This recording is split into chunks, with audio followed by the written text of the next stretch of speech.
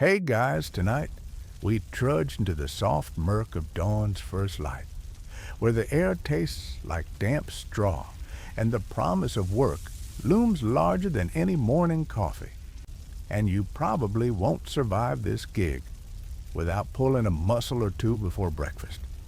So, before you get comfortable, take a moment to like the video and subscribe, but only if you genuinely enjoy what I do here. Let me know where you're tuning in from and what time it is in your corner of the world. Now dim the lights, maybe turn on a fan for that soft background hum, and let's ease into tonight's journey together.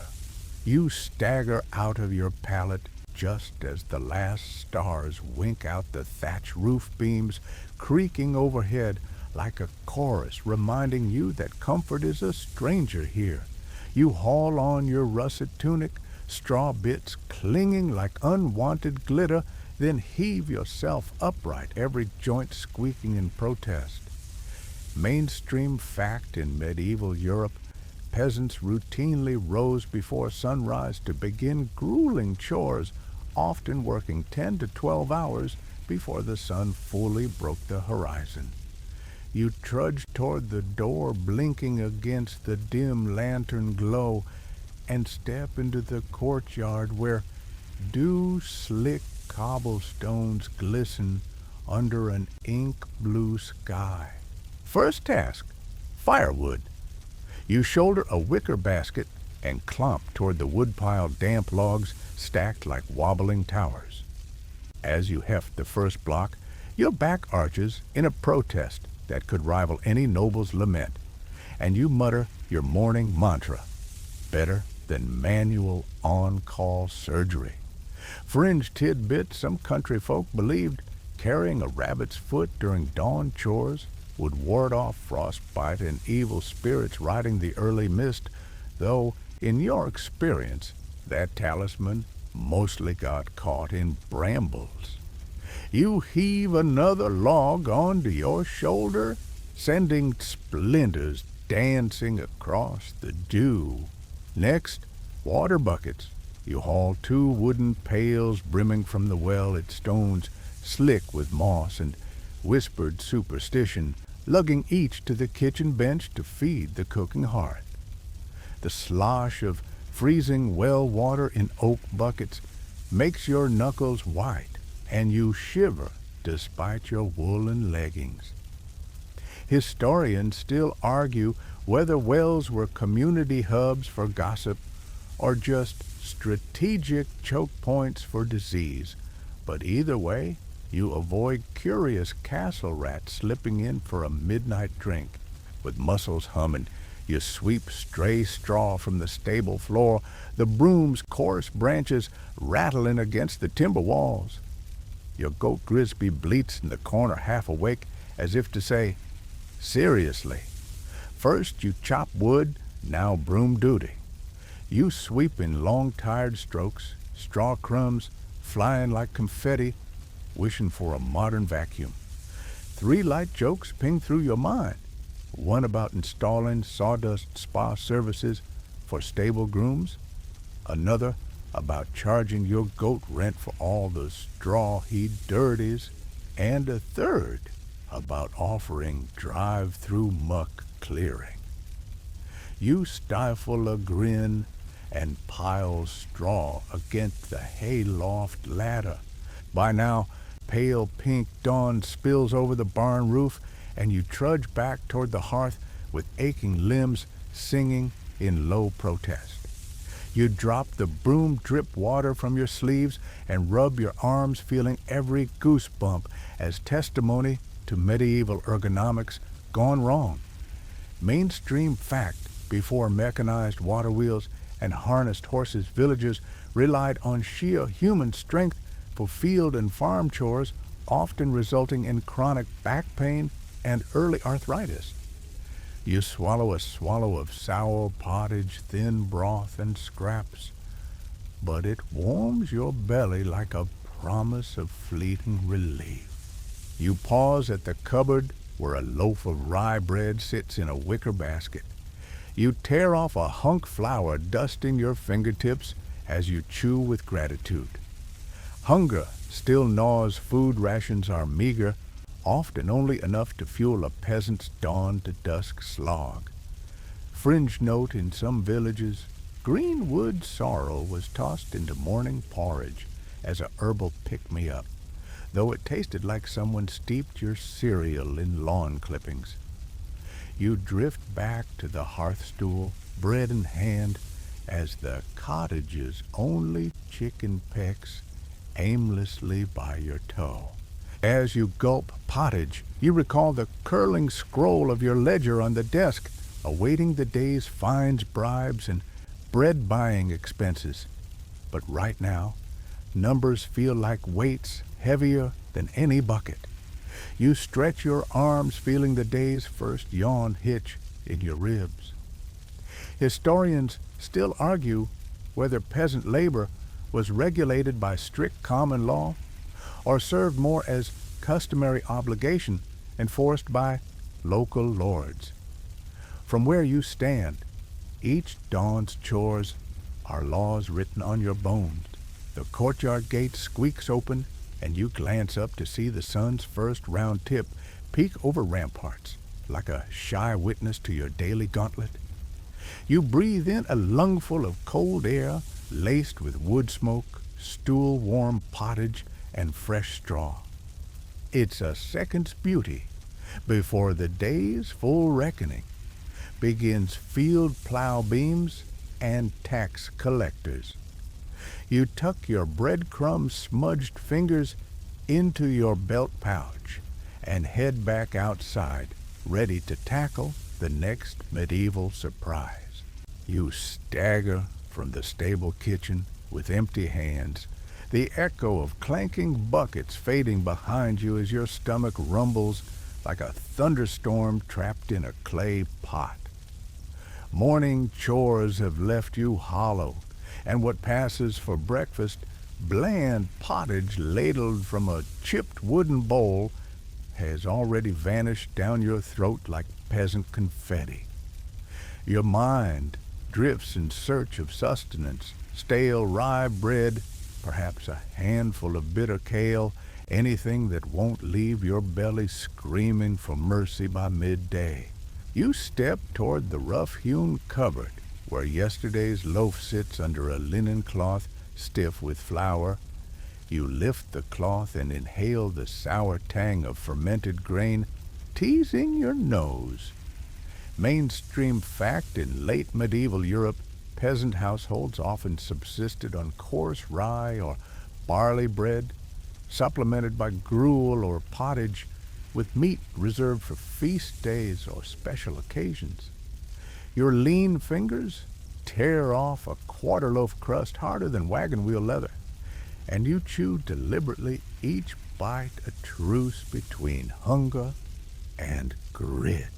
Still, the bread fails to fill the yawning chasm in your gut, and you cast about for more. A single preserved onion hangs from the ceiling beam, its papery skin glinting saffron in the morning light. You snatch it down and slice a sliver with your knife onion rings fit for the gods of peasant fare. The raw bite tears at your eyes, and you blink tears into the thin air. Fringe tidbits: some folk believed eating raw onion at dawn would ward off evil spirits and prevent nosebleeds caused by medieval hygiene practices. In your case, it mostly warded off loneliness at breakfast.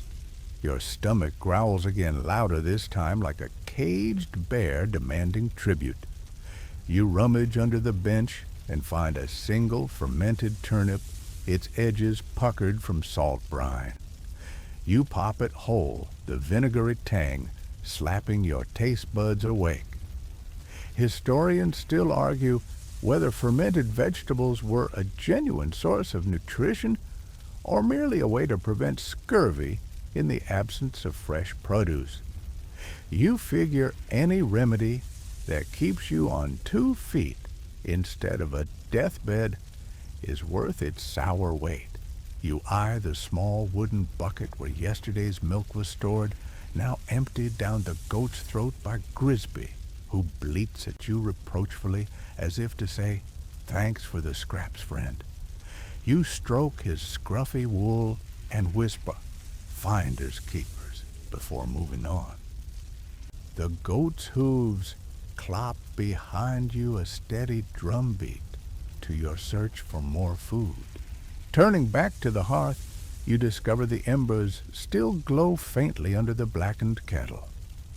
3 light jokes float in your mind, one about converting your pottage into sliceable medieval pancakes, another about marketing turnip pickles as liquid courage to fearful peasants, and a third about charging the goat rent for stealing your rations. You tuck those witticisms away. Your household finance ledger is already crowded with fines and bribes. There's no room for comedy on an empty stomach. You recall that the miller sometimes sold day-old barley loaves for a pinch of copper bargains measured in dust and goodwill. You sling your cloak over your shoulder and head for the mill at the village edge. The path is slick with morning dew, and your boots leave muted impressions in the soft earth. Birds chatter in sapphire treetops overhead, mocking your human plight as you trudge. At the mill, the miller's son greets you with a wary nod, aware that you're budgeting on the margins. He lifts a burlap sack containing 3 small loaves, their crusts pale and crumbly. 2 pennies, he says, voice low. You count out the coins from your pouch, 2 bright deniers clinking like tiny bells, and press them into his calloused palm.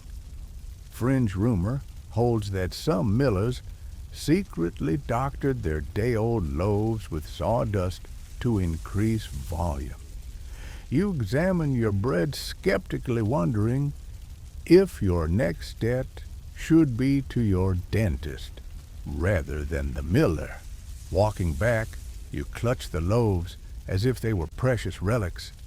Hand to mouth, you tear off a piece mid-path, dusting flour from your fingers as you chew. The flavor is modest, nutty barley, with a hint of tartness, but it satiates your hollow 1/3. Mainstream fact barley bread, though less nutritious than wheat, was cheaper and more widely consumed among the rural poor. You swallow, savoring the simple grain, and feel a momentary calm settle in your chest. By the time you return to the cottage, the sun has climbed higher, and your loaf supply has dwindled to crumbles in your cloak pocket. You pour a small draught of thin ale from a clay jug barley beer, often home-brewed by peasant families, as a final primer for the forest of chores ahead. The ale feels like liquid warmth in your belly, enough to stave off that stomach growl for another hour or 2. With your hunger at bay, however temporarily, you lean on the hearth's edge and catch sight of your own reflection in the blackened kettle. Pale cheekbones, hollow eyes, and a crust of flour like war paint. You shake your head and chuckle softly. Just another day in culinary paradise. Yet as you step away, you recognize that in medieval times, a stomach left empty could be the first crack in your armor against disease, exhaustion, or conscription. You tuck the final crumbs of barley loaf into your belt pouch. An emergency ration should midday chores run late, and head outside to face the sun-drenched fields. Hunger no longer a roaring beast, but a distant growl. You slip out of the wooden door and squint at the morning light as it glints off the fetid stream that bisects the village, its murky water swirling with refuse, and that unmistakable odor of yesterday's wash mingled with fresh excrement. You step carefully over a plank bridge spanning the open sewer gutter. Its stone edges slick with algae and dotted with buzzing flies, your boots creaking in protest, the stench.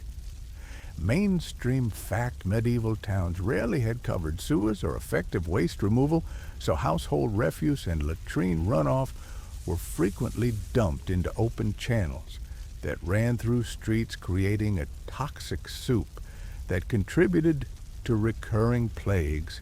You duck as a rotting cabbage leaf floats by, bobbing like a tiny fouled boat beneath the morning sun.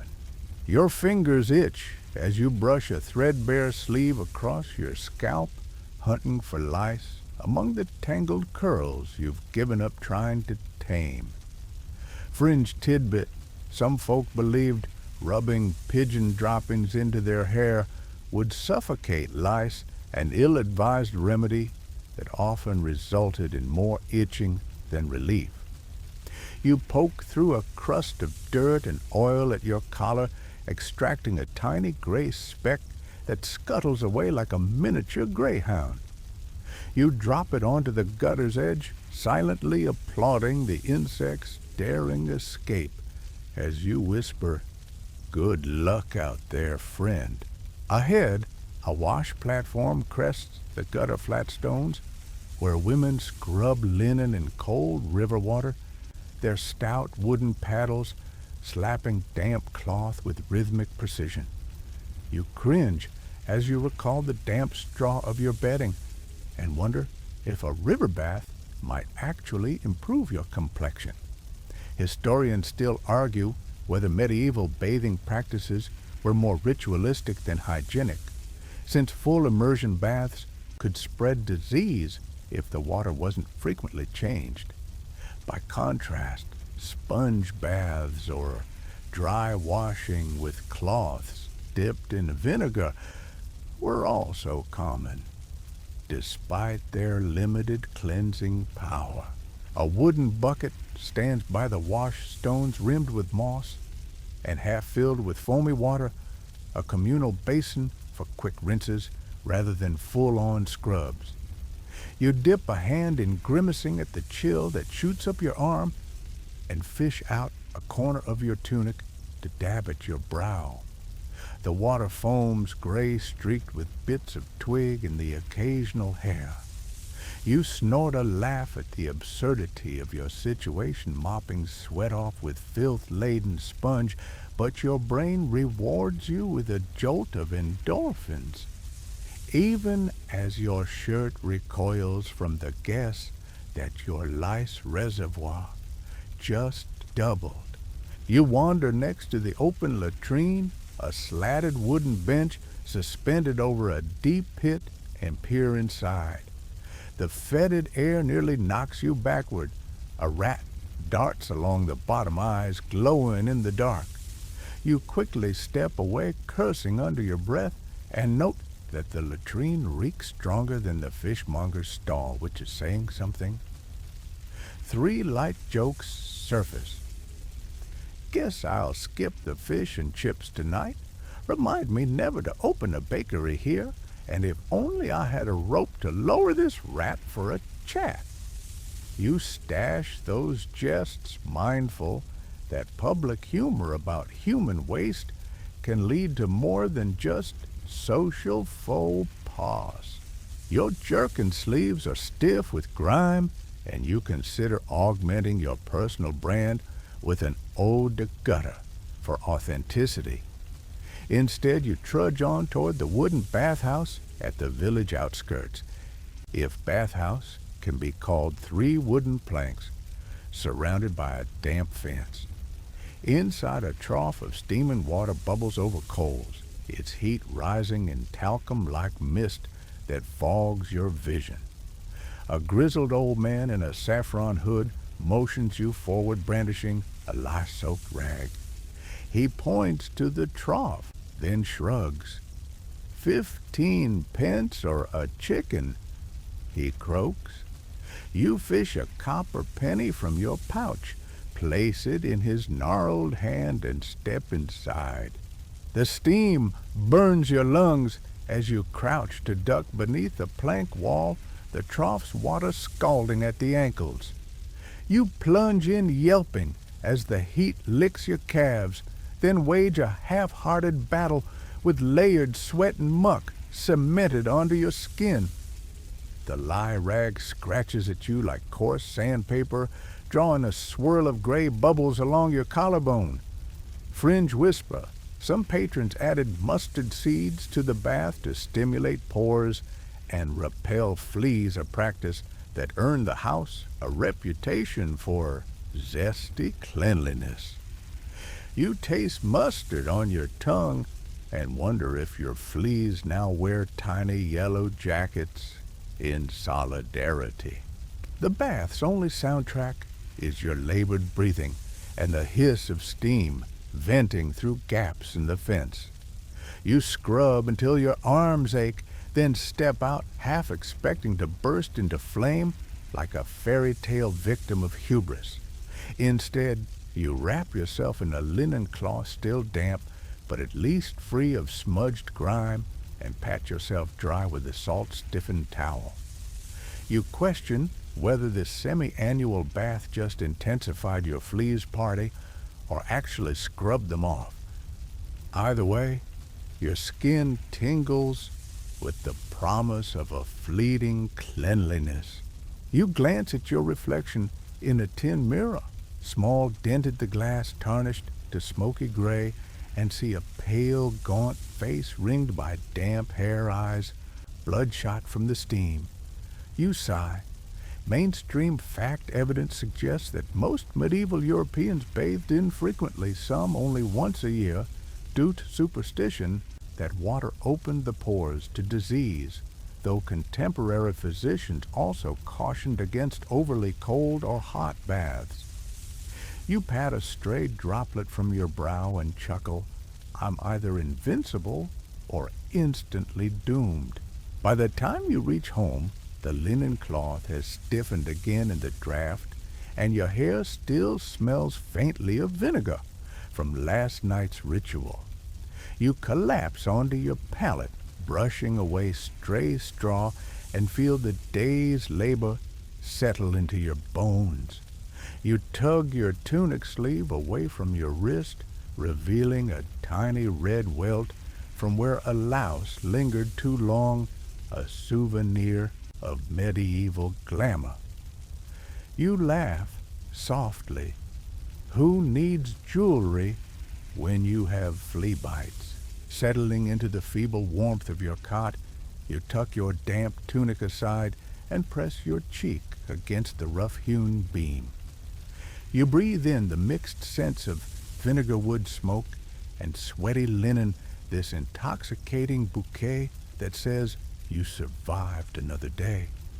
Historians still argue whether medieval personal hygiene was a cause of rampant disease or merely a reflection of resource scarcity and cultural taboos, but to you, it's the line between clammy dread and sweat-tinged comfort.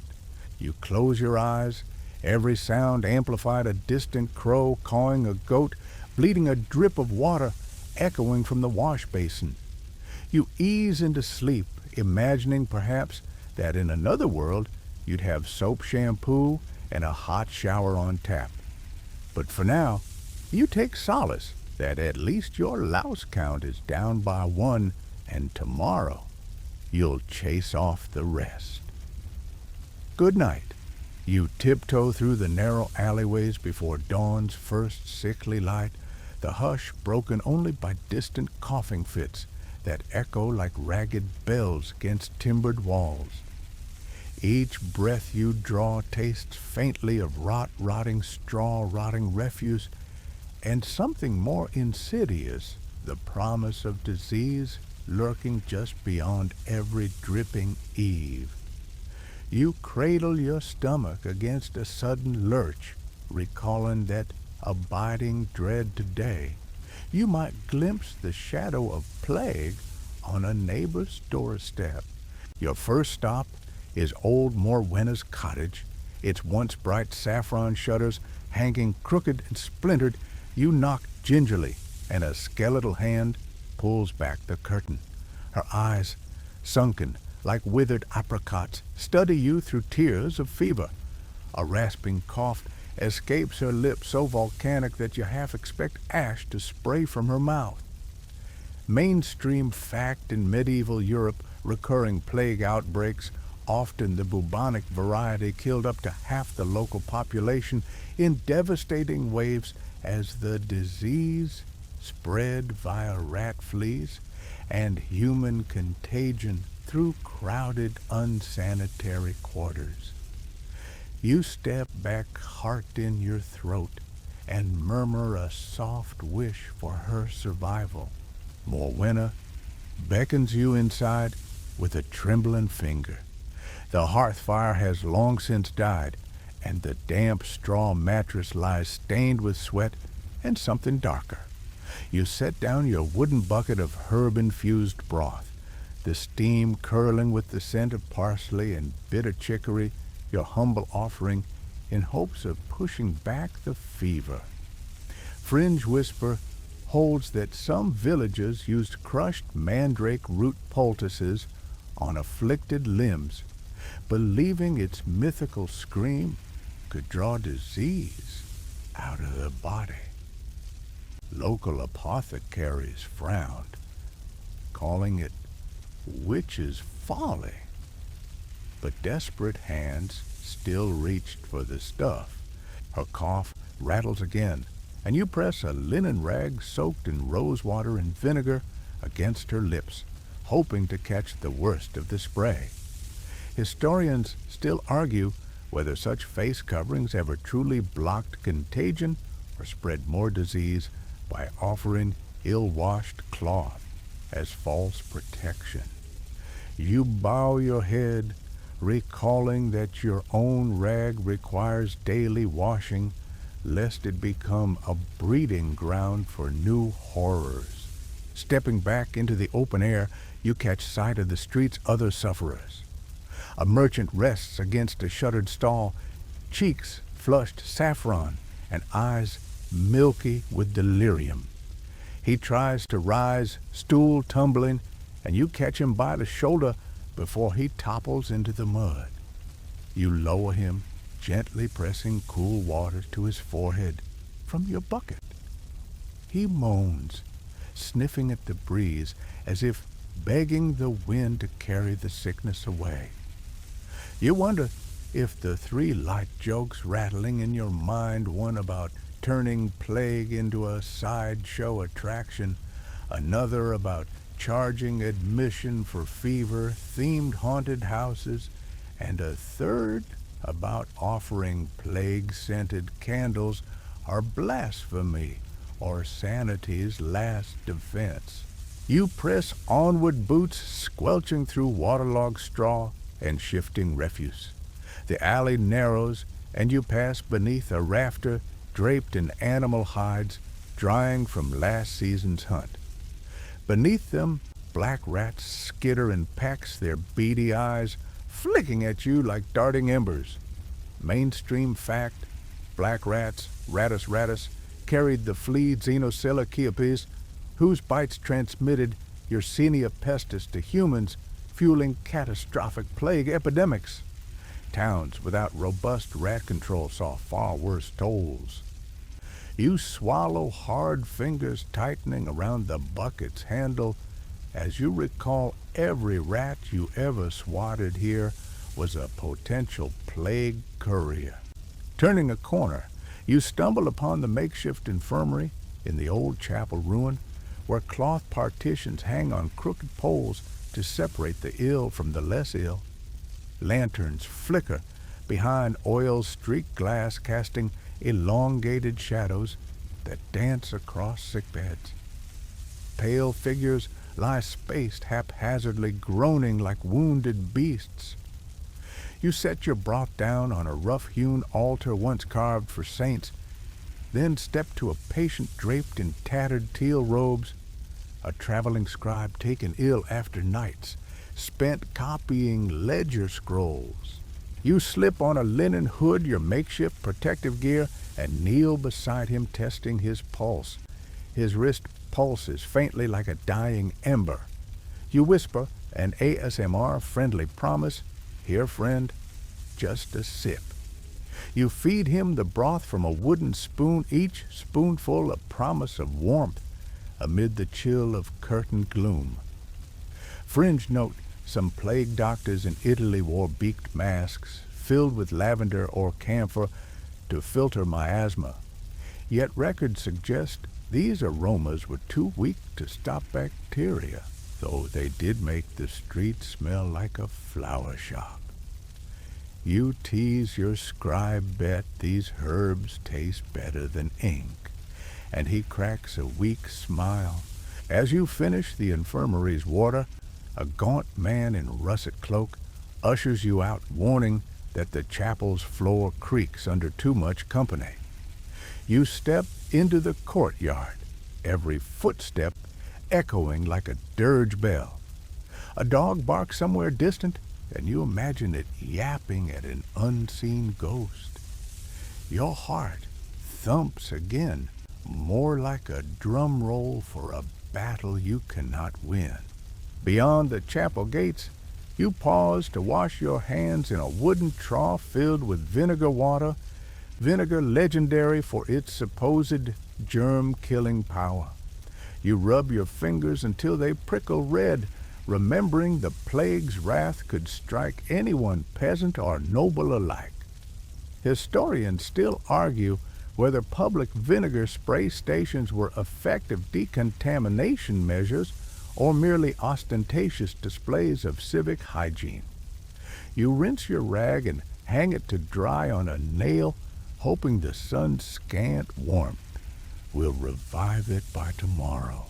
The sun climbs higher, but you still sense the plague's cold shadow lurking in damp corners. You glance at your empty bucket and realize no broth left for yourself. Hunger strikes anew, but your priority is the next household where a family of 5 huddles behind barred shutters. You ready your pails, steeling yourself for their pleas as you trudge onward, the smashed remains of society's immune system slipping through your fingers like water. You trudge out to the open fields as the sun climbs toward its zenith, the air already heavy with heat that blisters bare skin through coarse wool. In your calloused hands, you grip the thick beam of a single plow, its oak wood smoothed by years of toil and stained dark where sweat and sap have melded into one. The oxen resist your yoke, their flanks heaving under the iron-banded yoke, and you lean your shoulder into the harness strap, coiling your muscles like ropes under strain. Each step forward is a battle. The beam's weight hammers at your shoulders, and your knuckles whiten around the rough wood. Mainstream fact, before the invention of the more efficient heavy plow in the high Middle Ages, farmers used lighter scratch plows that barely turned the soil. But by the 15th century, heavier moldboard plows became widespread in northern Europe, requiring more animal power and human strength to break the clay-rich ground. You grunt as the oxen grunt back each blade of grass and clod of earth, giving way in reluctant shudders. The furrows stretch out in endless lines, rows of beige soil ribboning the field under a robin's egg blue sky. Sweat drips from your brow in steady beads that sting your eyes and track down your spine, soaking into the russet collar of your tunic.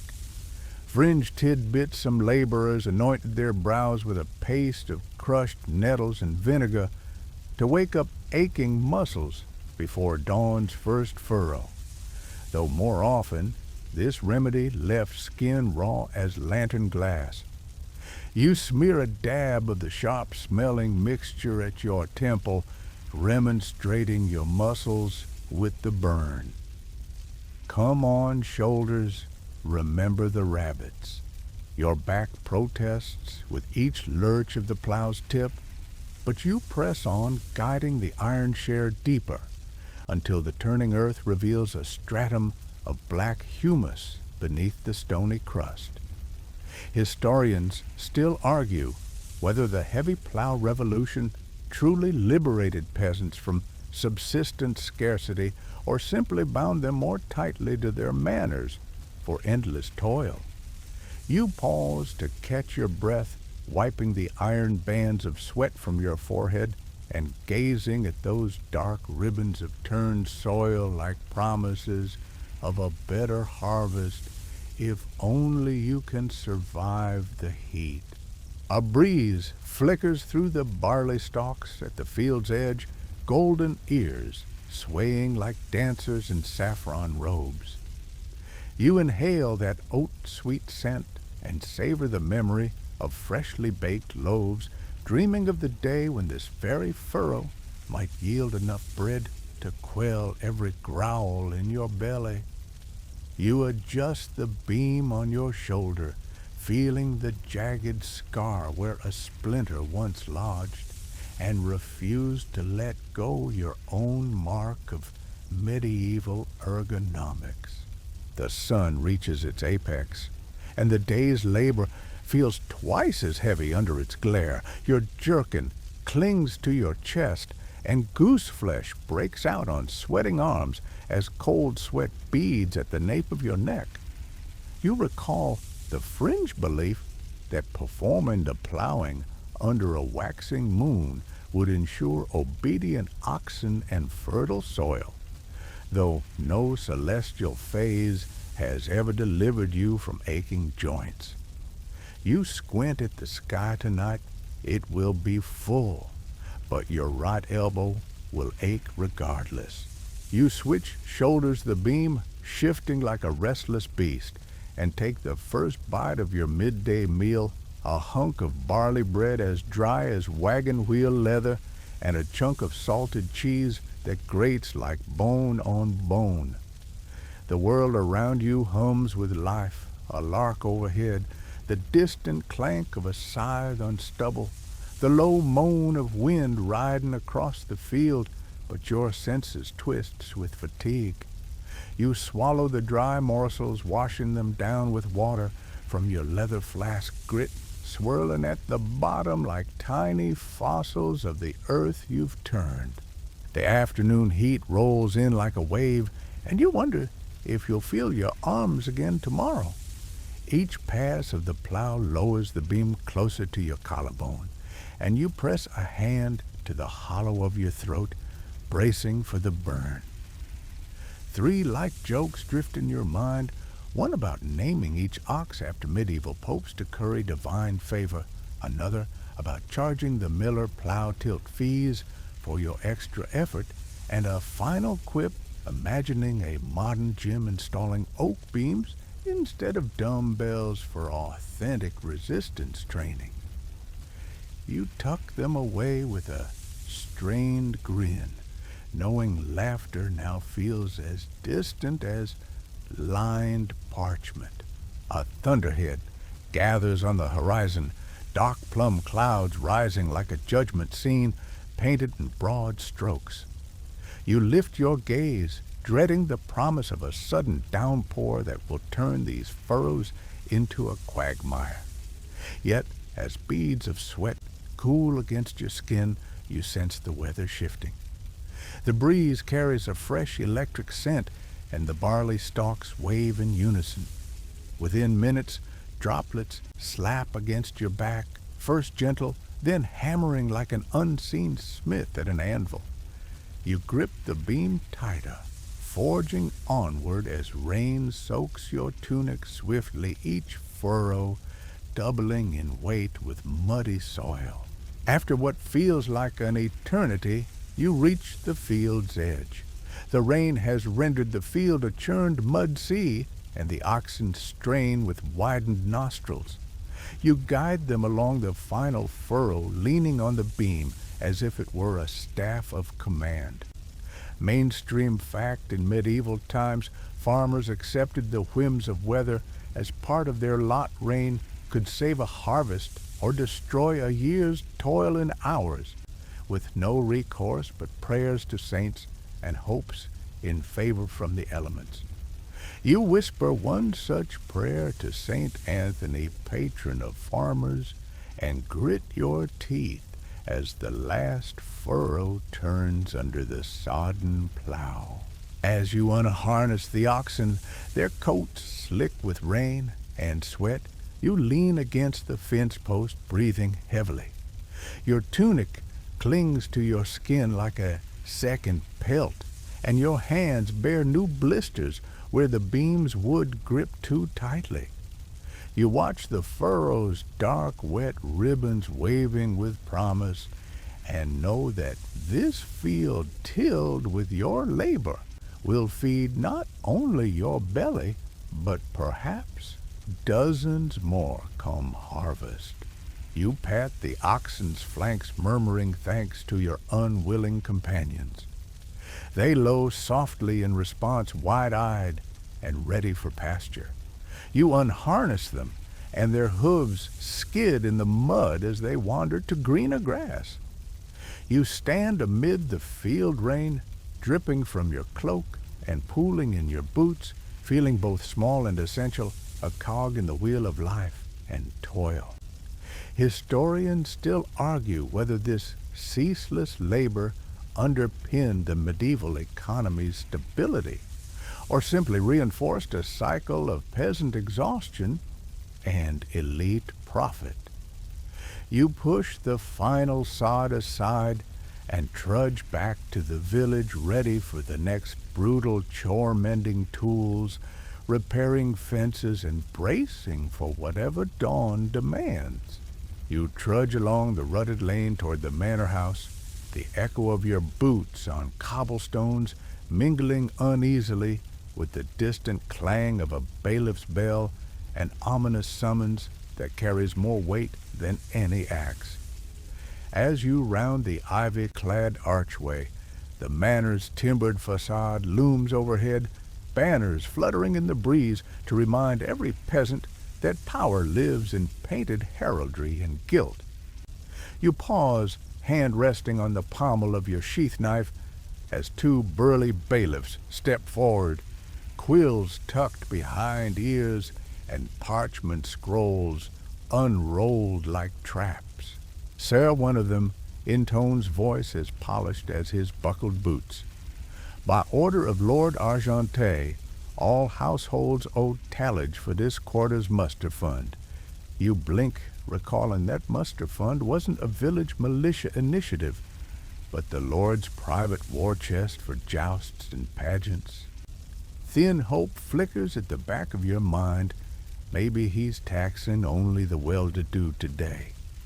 Fringe tidbits some villages whispered that certain capricious lords calculated taxes by the circumference of a peasant's waist, an arbitrary measure supposedly tied to one's appetite for rebellion, though it often seemed more like a stomach-size test than justice. Mainstream fact under feudal law in medieval Europe, lords held the right of tallage, the ability to levy taxes on their tenants and subjects at irregular intervals, often for military or infrastructural needs, subject to customary limits rather than codified statutes. Yet you suspect these customs are as mutable as the Lord's mood, and your thin purse rarely shields you from extra levies. You clear your throat and produce the scrap of vellum, the manorial copy of your tenancy agreement, to protest. The bailiff scans its faded ink, then tuts. All well and good, but that covers rent, not tallage. Now we need 3 deniers from every hearth. You glance down at your fingers, calloused from plowing and scraping runes. Then count out 2 coins your wife mercifully lent you a penny from the household's emergency ration. The bailiff eyes your hand and the goat bell tinkling at your belt. Grisby's one-eyed gaze meets the bailiff's, and for a moment you wonder if the goat might produce another penny from his wool. 3 light jokes flicker. Sorry, Grisby, your piggy bank is for piglets only. Maybe we can pay in barley pigs instead of barley bread, and do you accept moral recompense? You tuck the quips away, opting for pragmatic silence. As the bailiff's foot-heavy boot scuffs your coins into his palm, you realize you've just surrendered half your day's earnings, enough to buy half a loaf and a mug of tavern ale. Worse still, the second bailiff rifled through your satchel, eyeing the small pouch of hush-money deniers you tucked away for emergencies. You clamp your jaw, pretend not to notice, and remind yourself that discretion is part of the trade if the bailiff finds them well another fine for unrecorded income. Historians still argue whether tallage was ever truly regulated by communal consent, or if lords wielded it as a blunt instrument to remind peasants of their station. A third bailiff emerges from the manor gate, a lanky man in saffron jerkin who flicks a ledger between his fingers. He peers over the crowd of gathered tenants, their faces a patchwork of indigo hoods and russet tunics, and proclaims, "Those who cannot pay coin must forfeit goods of equivalent value." You swallow a groan, already picturing your best iron fire tongs, the ones your grandmother passed down traded off for a pittance. Fringe anecdote, once a clever widow traded her late husband's best boar for tallage, only to have the boar returned carcass in payment. When the Lord discovered it succumbed to scraps of his own feast, an ironic twist the local minstrels still sing about. You bow your head and step forward, clutching the goat leather pouch, now emptied of coins. The bailiff flips through the ledger until he finds a blank space for miscellaneous seizures. He jots down 1 pair iron fire tongs and snaps the ledger shut. Your fire tongs, the ones you used to pry horseshoes and gnarled nails from bellies of barns. You breathe in a rush of vinegar and morning air and grit your teeth. Perhaps you mutter under your breath, "I'll market these as artisanal cooking tongs once I buy them back." With the tally made, you are dismissed. Go scurry, return to your labors. The bailiffs retreat into the manor's timbered alcove, their boots clicking a staccato victory. You stand for a heartbeat, processing that you've lost more than coin. You've surrendered your bargaining chip for winter's broom-making straw. Across the yard, villagers jostle for the baker's dough ration, wiping sweat from brows and exhaustion from souls. You step toward the baker's stall, where aromatic loaves hiss as they cool on iron racks. A mounted guard strides by, garbed in polished chainmail, casting you a nod of indifference. You smile wanly, reminding yourself that standing in the rain winds up less dangerous than stepping out of line here. Mainstream fact-feudal levies, like tallage, often came arbitrarily and with little warning, fueling peasant revolts in rare cases when taxes became untenable, though most revolts were crushed swiftly by the Lord's retainers. You secure a quarter loaf with the final 2 deniers in your pocket, the rest of the loaf already earmarked for tomorrow's pottage. You taste the warm crust and imagine the next bailiff's shock when you supply cake crumbs instead of all the coins. You pause by the village well dipping a cloth to cool your forehead and consider the next levy, perhaps a market maintenance fee or a crowd control surcharge for riotous bargainers. 3 light jokes spin. Maybe I'll start a tax consultancy. Count on us to keep your coin. Crowd control? I can barely control my sheep, and who knew being broke could be so eventful? Moving on, you pass the scribe's stall, where parchment slips flutter like captive birds. He smirks at your gaunt face and inquires whether you managed to pay your tithes and tallage this fortnight. You grin wryly, spinning a yarn about being a model citizen whose pockets were thoroughly audited. He laughs, but his quill never stops dancing over parchment as he notes your name under requisitions fulfilled. The morning moves on, but the memory of your thieved fire tongs and the empty coin pouch sticks in your mind like a burr in wool. You tuck your hands deep into cloak pockets, feeling only the goat's cold bell and a single barley crumb. Hunger returns sharper than before, but you stifle it with the thought that nothing here compares to the hunger for autonomy, stolen by a lord's whim. Historians still argue whether peasant oaths to their lord were voluntary homage or coerced by economic necessity, but you know that homage tastes like ash when it costs the tools of your trade. By midday, you slump against the manor's wooden fence, gazing at the field you plowed yesterday, now half sown with barley seed.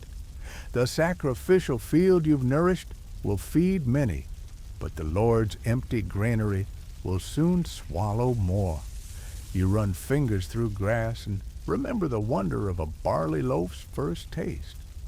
You rise and gather the remainder of your loaf crumbs and all, and head back to the cottage, determined that tomorrow you'll haggle better, hide your deniers deeper, and maybe charm a sympathetic clerk into misplacing your ledger entry. But for now, you trudge on a penniless farmer, soldiering through feudal politics, with little more than grit and 3 half-forgotten jokes in your pocket. You trudge along the dusty lane toward the parish church, its spire clawing at the sky like a gaudy finger accusing you of sins you can't fully name, every step kicking up a swirl of chalky dust that settles in your lungs. The flicker of stained glass windows glints saffron and emerald in the morning sun, promising salvation even as the heavy door looms like a tribunal. You adjust the coarse wool around your shoulders, aware that here your every breath and furtive glance might be weighed and judged. Pushing through the creaking oak door, you're greeted by the pews aligned in perfect rows, each one filled with villagers, bowed in pious ritual, women in russet veils, men in indigo cloaks, children squirming under their mothers' skirts. A vaulted ceiling soars overhead, its ribs crisscrossing like the scaffolding of cosmic order. The pungent scent of incense coils through the nave, wrapping around your nostrils with its saccharine promise of absolution and the faint, bitter tang of frankincense. Mainstream fact by the 15th century attendance at Sunday Mass was legally mandated in many European dioceses, and missing church without a valid reason could incur fines or even excommunication, effectively cutting you off from the sacraments and community. You sink onto a worn bench, its oak surface grooved by centuries of elbows and clutch, your satchel of tithes, grain, and coins you've scraped together like an offering balanced between faith and fear. The priest's voice reverberates from the pulpit like distant thunder. He preaches about original sin with measured cadences, each word dripping like honeyed judgment. Fringe whisper. Some clergy claim that if a parishioner flinched at the mention of venial sin, a miniature bruise would appear on their forearm, by dusk proof of the devil's lingering grasp. You shift in your seat, scanning your bare forearms for unexpected marks, though your only visible bruise is from yesterday's plow handle. The sermon wanes and transitions into the confession, writes an unavoidable pilgrimage for any penitent soul. A hush descends, broken only by the subtle drip of wax from a side altar filled with shell gold candles offered by the devout.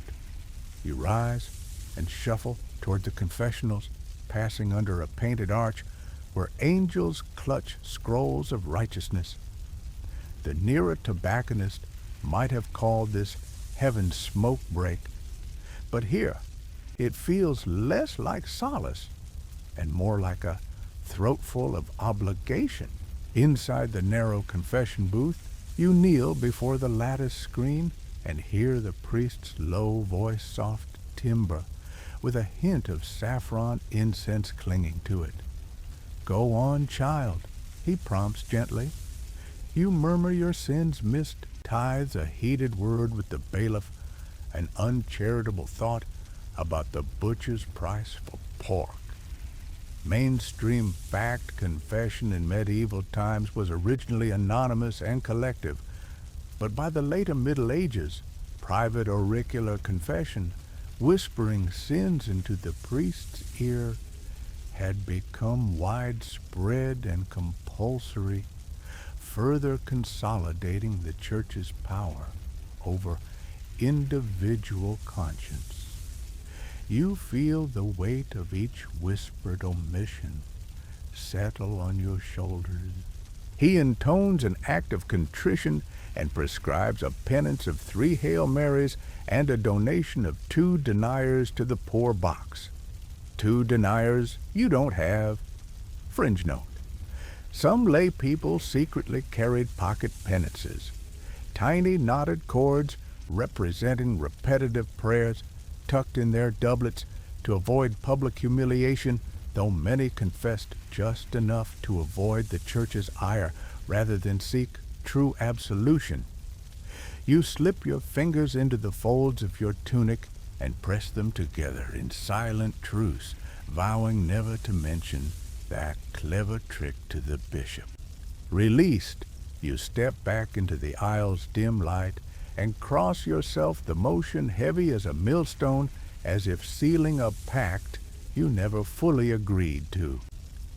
You note the line of chalice bearers waiting for Holy Communion, clink of chalice, hum of expectation, and you nod along, grateful that the wine is still held for the devout, not rationed for the sick as vinegar was.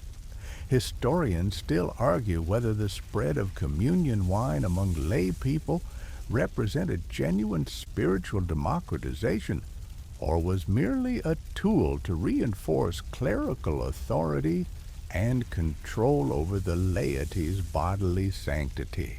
Now comes the tithe collection, a procession of wooden buckets passed hand to hand, each one lined with iron hoops to prevent hopeful pinches of grain. You extend your hand, producing a small sheaf of barley and a single penny, a pittance compared to your annual obligation, yet heavy enough to choke on your tongue. The steward gives you a curt nod, then moves on to the next villager, never pausing to meet your eyes. 3 light jokes surface, one about the steward's eyes being cheaper than his empathy, another about auctioning off the tithing buckets as genuine medieval debt collectors, and a third about starting a no-tithe club with membership dues waived. Walking back through the nave, you pause at the side altar draped in violet cloth, its candles dedicated to St. Leonard, patron of prisoners, and you drop a second penny into the poor box, an act you hope the saint deems sufficient to soften your heart for tomorrow. The wax drips flicker like miniature lanterns in a tunnel, leading your gaze to a fresco of Judgment Day Christ, flanked by angels and demons weighing souls in gilded scales.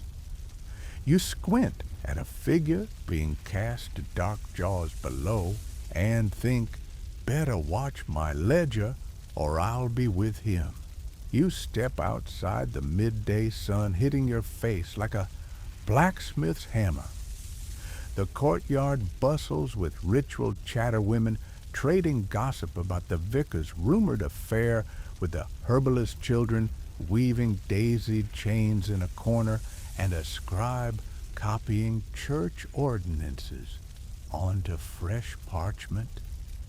You implement a quick ASMR breath in garden herbs and fetid manure, and out wishing you could smell something less pungent.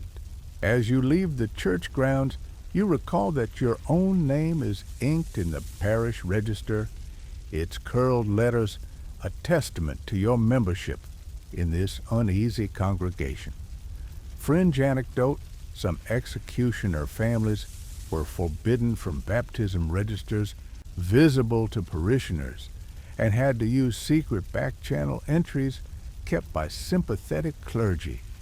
You brush a finger over a tiny scar on your wrist, where your infant baptism was done with hurried haste by a traveling priest, a mark you can never erase. Moving past the churchyard gate, you glimpse the grave markers, weathered stone slabs engraved with names that remembered no tallage and felt no lash of scourge. You inhale the lavender-sprigged breeze wafting from the herb garden, nearby a stark contrast to the vinegar-laced rags in your satchel. Without priests or lords around, the lavender smells like fragrant rebellion, like maybe, just maybe, you can breathe freely for a moment. You trudge on toward the next chore. Your mind is spongy from sermons and your purse spongy from tithes. Yet you carry a faint glow of absolution in your chest, somewhere between fear and faith. You pat your pocket where you've stashed the bishop's scrap of indulgence, a threadbare parchment promising remission of sins in exchange for gold or grain. You imagine using it as a bookmark in your ledger, sins cleared 1 sheet per sin. As you round the corner toward the village green, you stifle a grin and mutter to yourself, if they want devotion, I'll give them 3 Hail Marys and 1 sarcastic clap. You tuck that quip away. Faith and humor walk a fine line. For now, you step into the sunshine lighter in spirit and pocket, ready to confront the next medieval trial with a penitent heart, a quip in your sleeve, and the lingering question of whether salvation lies in the next pew or in the first warm hearth you find. You trudge back into the fields just as the sun peels itself from the horizon and climbs into a robin's egg blue sky, turning the air into a furnace that sucks the moisture from your lungs. Your back slicks with sweat before you've even laid hands on a hoe, and every furrow you dig feels as if you're carving trenches under a magnifying glass. You pause, tipping your russet hat back to let the heat bake your scalp, and blink twice against the glare that makes each grain of soil sparkle like tiny embers.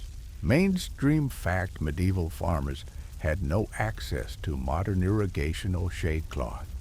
So during summer's zenith, they endured relentless heat, often leading to sunstroke or heat exhaustion conditions poorly understood at the time, given the absence of scientific theories on human thermoregulation.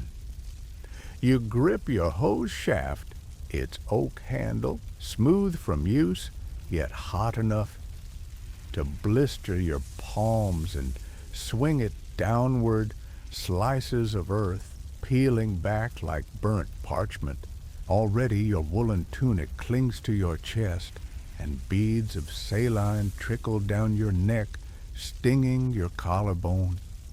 Fringed tidbit, some laborers tucked sprigs of mint or rosemary under their armpits to release cooling oils as they sweated, trusting aromatherapy more than common sense, though more often they released musk that smelled less medicinal spa and more medieval locker room. You sniff at your sleeve wince and wish you had a modern deodorant stronger than village gossip. The barley stalks at the field's edge sway wearily as if begging for relief, and you imagine grabbing one by the ear and shouting, "Don't pretend you're not feeling this." Yet these golden stems stand as mute pillars of harvest promise, and you bow your head to your task. Every swing of the hoe cuts through hard pan, kicking up little puffs of dust that mingle with the sweat droplets dripping to the parched earth. You remember yesterday's downpour, and the irony that this same field is now a powdery desert under the sun. Historians still argue whether such weather swings, droughts, and floods drove medieval communities toward crop rotation innovations or simply worsened famine cycles. From where you stand, it feels like nature's cruelest roulette. Your throat tightens as the midday heat intensifies, making your vision swim at the edges. Your water skin sits near a mossy stump at the plot's opposite end, your meager oasis. You stagger over every step, a test of will, and gulp deep draughts of cool water. It tastes of leather and dust, but it's nectar on a battlefield. You tilt your head back, letting the liquid sluice down your throat, and feel a moment's euphoria, sharp and fleeting, like the hissing echo of a heat wave. 3 light jokes drift through your mind. One about marketing sunstroke survival kits featuring nothing but a bucket of water and 4 barley biscuits. Another about charging rent to the sun for overstay in your personal airspace. And a third about offering medieval spa services called Sweat It Out, where patrons pay for heat therapy without the benefit of modern HVAC. You stifle your grin, aware that humor is the only fan you get here. Refreshed, you press on, guiding the hoe in rhythmic arcs that soon feel like a meditative chant slice lift toss. The sweat on your brow has formed a rivulet that drips onto the grain, glinting in the sun like a dewdrop. You flick it away, nearly missing a patch of nettles that graze your shin. You yelp as the sting hits, smacking your leg like a tambourine. Fringe rumor field hands sometimes rubbed nettle juice on sore joints to reduce swelling, believing its sting was proof of its potency. You decide to leave that remedy to their pain threshold. As the sun reaches its apex, you shade your eyes and see the distant manor roof glinting as if in mockery, a reminder that while the Lord and his court enjoy silk pavilions and wine-cooled goblets, you toil under this merciless dome. You tighten your grip and swing harder until the hoe's iron head clinks against a buried rock, sending a spike of pain through your wrist. You yank it free, muttering a quip If I wanted rock climbing, I'd join a monastery on pilgrimage. Your skin now feels as though it's baking slowly, each pore an open furnace vent. You recall the summer solstice festival you once heard of in a neighboring shire, where villagers danced at the field's edge and drank mead laced with nettle tea to ward off heat stroke. Rumor says it ended with half the dancers sprawled on straw, whimpering like lambs. You smile grimly, perhaps. Some traditions die for a reason. A sudden breeze ripples across the field, offering a brief caress of relief before the heat reasserts itself. You lean on your hoe chest, heaving, and inhale the breeze's promise. The distant church bell tolls the midday Ave Maria, an auditory oasis, marking the day's turning point. You limp toward the small shelter of a lone oak at the field's fringe, its gnarled limbs casting a tiny, precious patch of shade. You recline against its trunk, letting your hoe rest beside you, and close your eyes. In the hush under the oak, you taste dust and earth and the faint honey note of barley ripening around you. You reach into your satchel for a scrap of barley bread, now stale but sustenance nonetheless, and gnaw on it, slowly crumbs clinging to your parched lips. The shade's patch is small, but it's enough to lower your body temperature by a hair's breadth. Mainstream fact, medieval laborers knew the hazards of midday heat and often rested during the sun's peak, though work quotas rarely allowed such reprieve. Rest breaks were grudgingly granted and often interrupted by overseers with prodding comments. You considered dozing for a moment, but the fields await the plow furrows, beckon like scars on the land waiting to be healed. You rise, dusting straw and sweat from your sleeves, and gather strength for the final push. As you return to the furrows, the heat seems less acute now that you've claimed your brief sanctuary. You swing the hoe in a steady rhythm, each cut a beat in the sun's relentless drumming. Your shadow grows shorter as the afternoon advances, promising eventual relief as the sun arcs westward. You press on sweat-soaked breeches sticking to your thighs, and you remind yourself that a cool tavern mug of ale awaits at day's end, your modern oasis in a world without refrigeration. You whittle away the final furrows, muscles trembling, but determined, until at last the field lies fully turned under the sun's watchful eye. You set the hoe aside, lean on the wooden handle, and survey your handiwork, dark even rows ripe for planting, a testament to your labor, in a land that asks everything and gives little in return. Historians still argue whether such back-breaking labor under a relentless sun was the backbone of medieval prosperity, or simply a slow grind that kept peasants in perpetual servitude. You tip your head back, tasting the air heavy with heat, and exhale a lungful of triumph. As you wend your way back to the village, shoulders aching and face bright with sunburn, you whisper, "One day longer in this heat, and I'll start billing my sweat drops by the ounce." You tuck that quip away and press on, knowing the sun will set.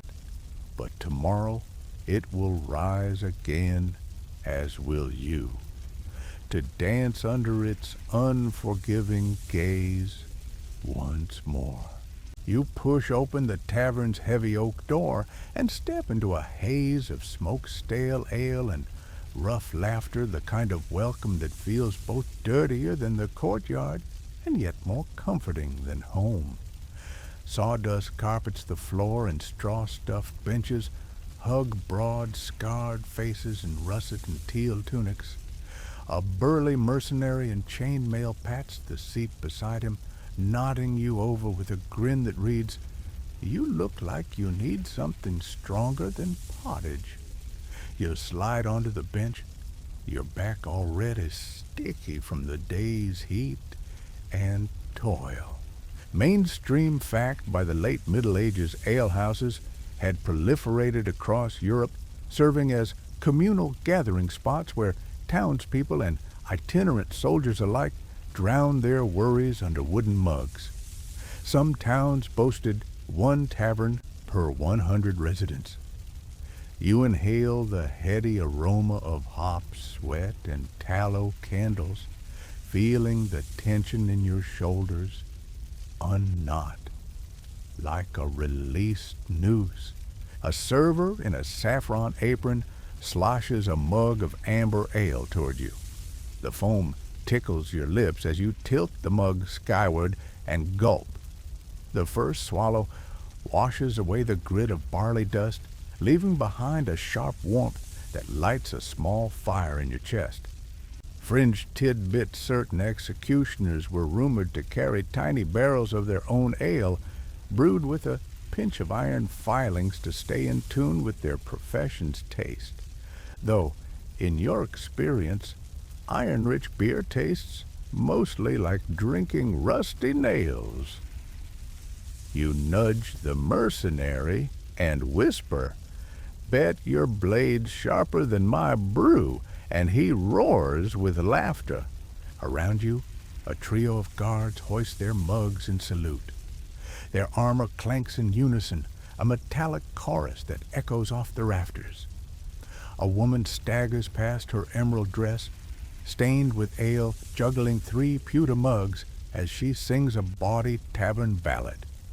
You wince as a flying mug whistles past your ear, clanging against the wall. Modern aside, you'd install a no-mug juggling sign if administrators ever consulted you. But here, rules are as fluid as the ale. At the far end, a makeshift stage hosts a rough noose karaoke night, where patrons belt out dirges while hanging from a quarterstaff, the ultimate fringe entertainment. Judges in russet jerkin and indigo cloaks hold scorecards hooting at off-key wails. You lean close to your companion. "If my singing's half as deadly as my swing, they'll have to bribe me to stop you quip." He downy snorts his ale foam, spraying over the bench. Historians still argue whether alehouse camaraderie genuinely offered executioners a reprieve or simply served as another stage for public scrutiny. Here, amid the bellowing toasts and clinking mugs, you find both a place where your sorrow is met with knowing nods.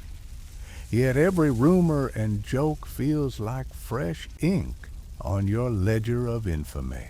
A wiry merchant in a saffron cloak sidles up, eyes darting to your axe's haft, peeking from beneath your cloak. "Heard your handiwork smoother than most," he slurs, voice thick with drink. You raise an eyebrow. "Only smooth when I'm sober," you reply. 3 light jokes surface, one about charging a surcharge for showmanship, another promising to host axe-throw lessons for lords who can't wield a quill, and a third about designing custom executioners' R-Us tavern mugs complete with blood spatter motifs. You tuck them away. Best keep your business ideas safer than your head. The merchant laughs, slapping the table so hard that your mug wobbles. Sawdust skitters onto the floor in miniature dust storms. You glance at a group of rowdy fishwives at a nearby table. One slams her wooden tankard and calls for the barkeep.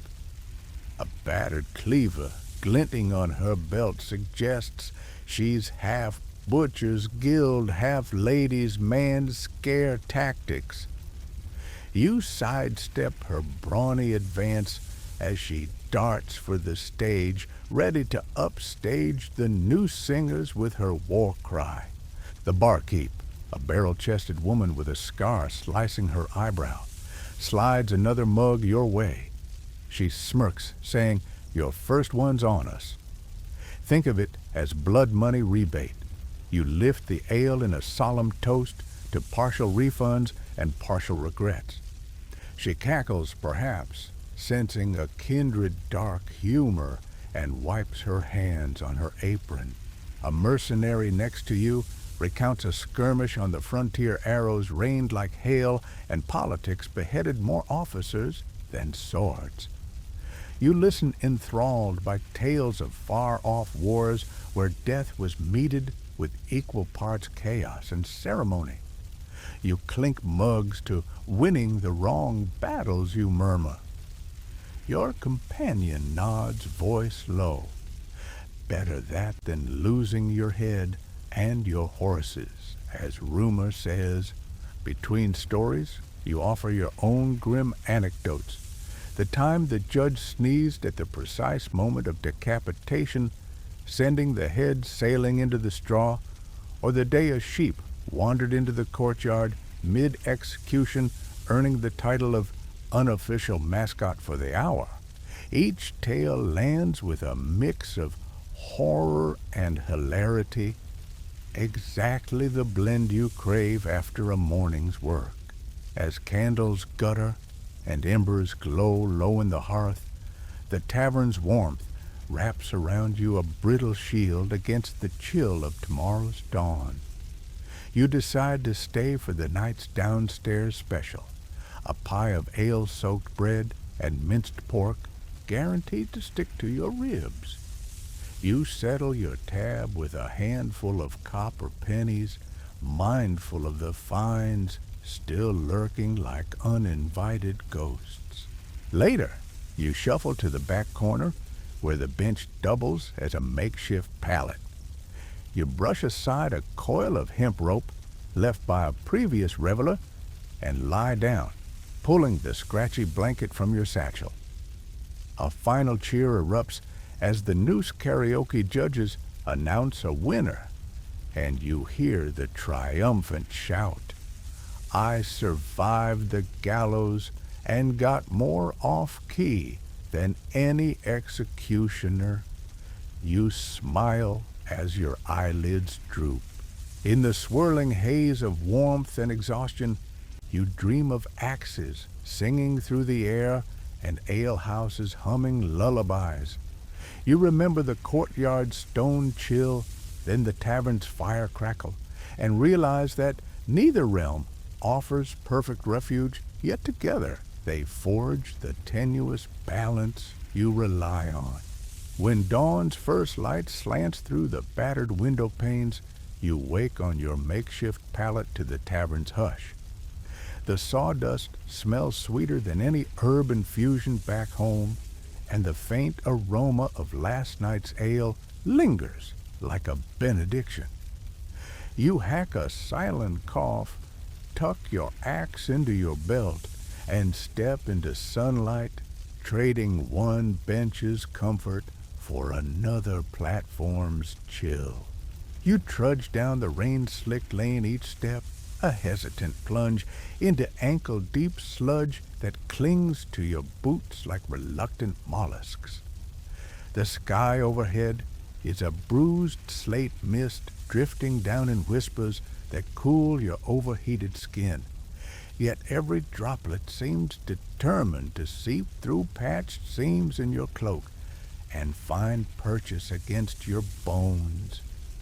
Your axe, still strapped to your back, feels heavier now that the path itself fights you. Its leather sheath slick with rain and leaf litter. Mainstream fact medieval roads were rarely paved, instead consisting of dirt and gravel that turned into quagmires after rain, making travel slow and treacherous, especially in winter months when mud became ice. You step carefully, balancing on tufts of grass and rotted wagon wheels, half submerged in mire, hoping each foothold holds firm. You pause at a crossroads marked by a weather-worn signpost, its carved letters nearly erased by wind and water, and glance around for the next milestone in this soggy labyrinth. A twig snaps to your left, and you freeze.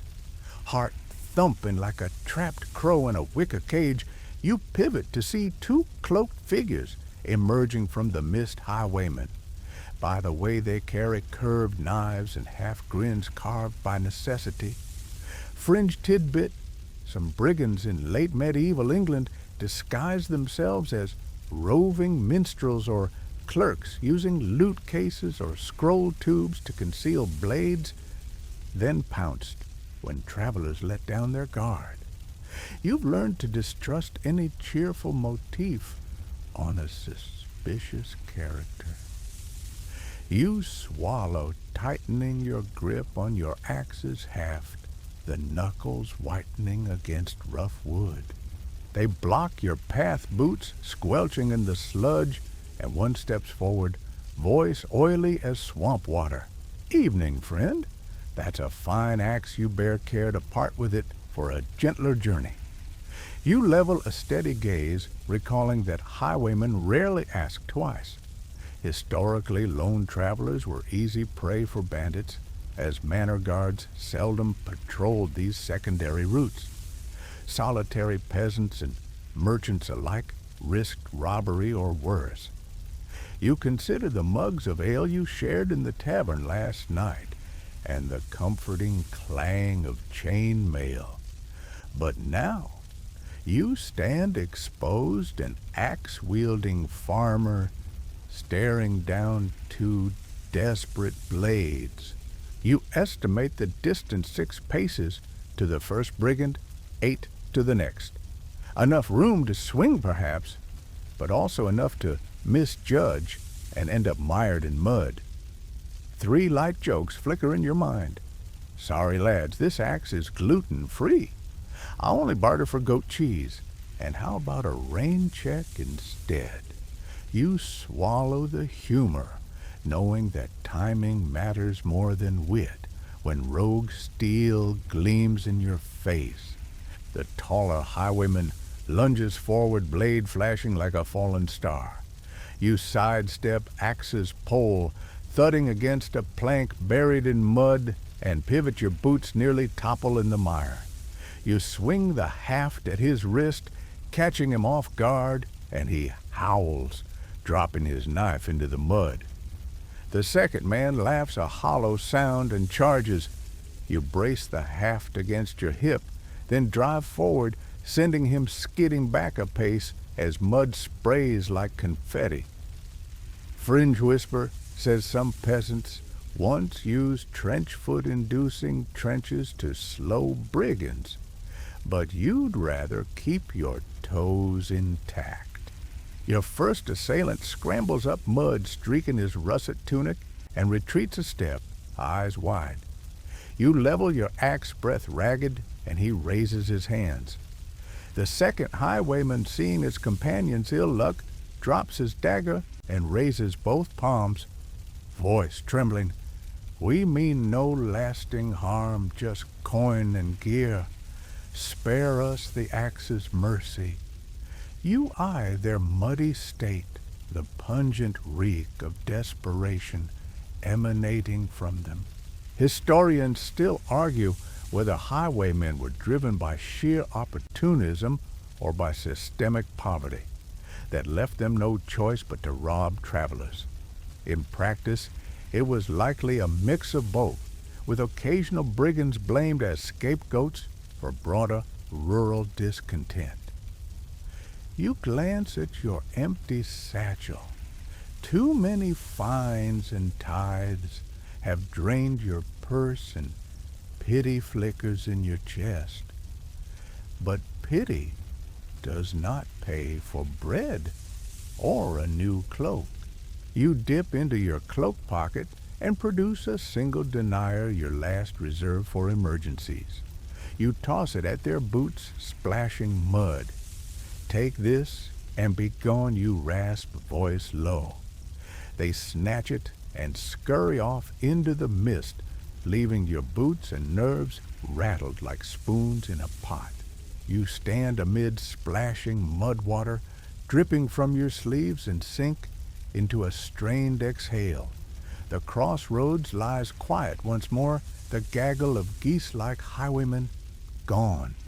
You contemplate the wet denier now clutched in a bedraggled fist somewhere in the fog, and you press a hand to your chest, feeling the echo of your heartbeat. 3 jokes remain tucked away, one about launching a Highwayman Anonymous support group, another about offering guided bog walking tours with complimentary armor, and a final quip that maybe you should set a trap next time with a sign reading Free Axe Maintenance Station. Pushing on, you return to the plank bridge and cross more carefully, fearing another ambush, but only the steady drip of rain greets you. Beyond the gutter, the lane slopes upward toward the forest's edge, where bramble and beech stand sentinel. You recall Grisby's bleat from Section 3, though here only the wind answers you. You trudge forward, the weight of your soaked cloak, a reminder that every step in medieval times was a negotiation with the elements and the desperate alike. By dusk, you reach your cottage boots, leaving mired prints across the doorstep. You scrape them gleefully on the threshold, stone-lipped mud chunks flying like victory confetti. Grisby bleats from within, and you lift your damp cloak, revealing a vindicated grin. You set your axe aside, feeling its edge vibrate with survival's echo. Inside, you hang your cloak to dry and peel off your boots, wincing as squelched water trickles out. You collapse onto your pallet, every creak of the wood a hymn to exhaustion.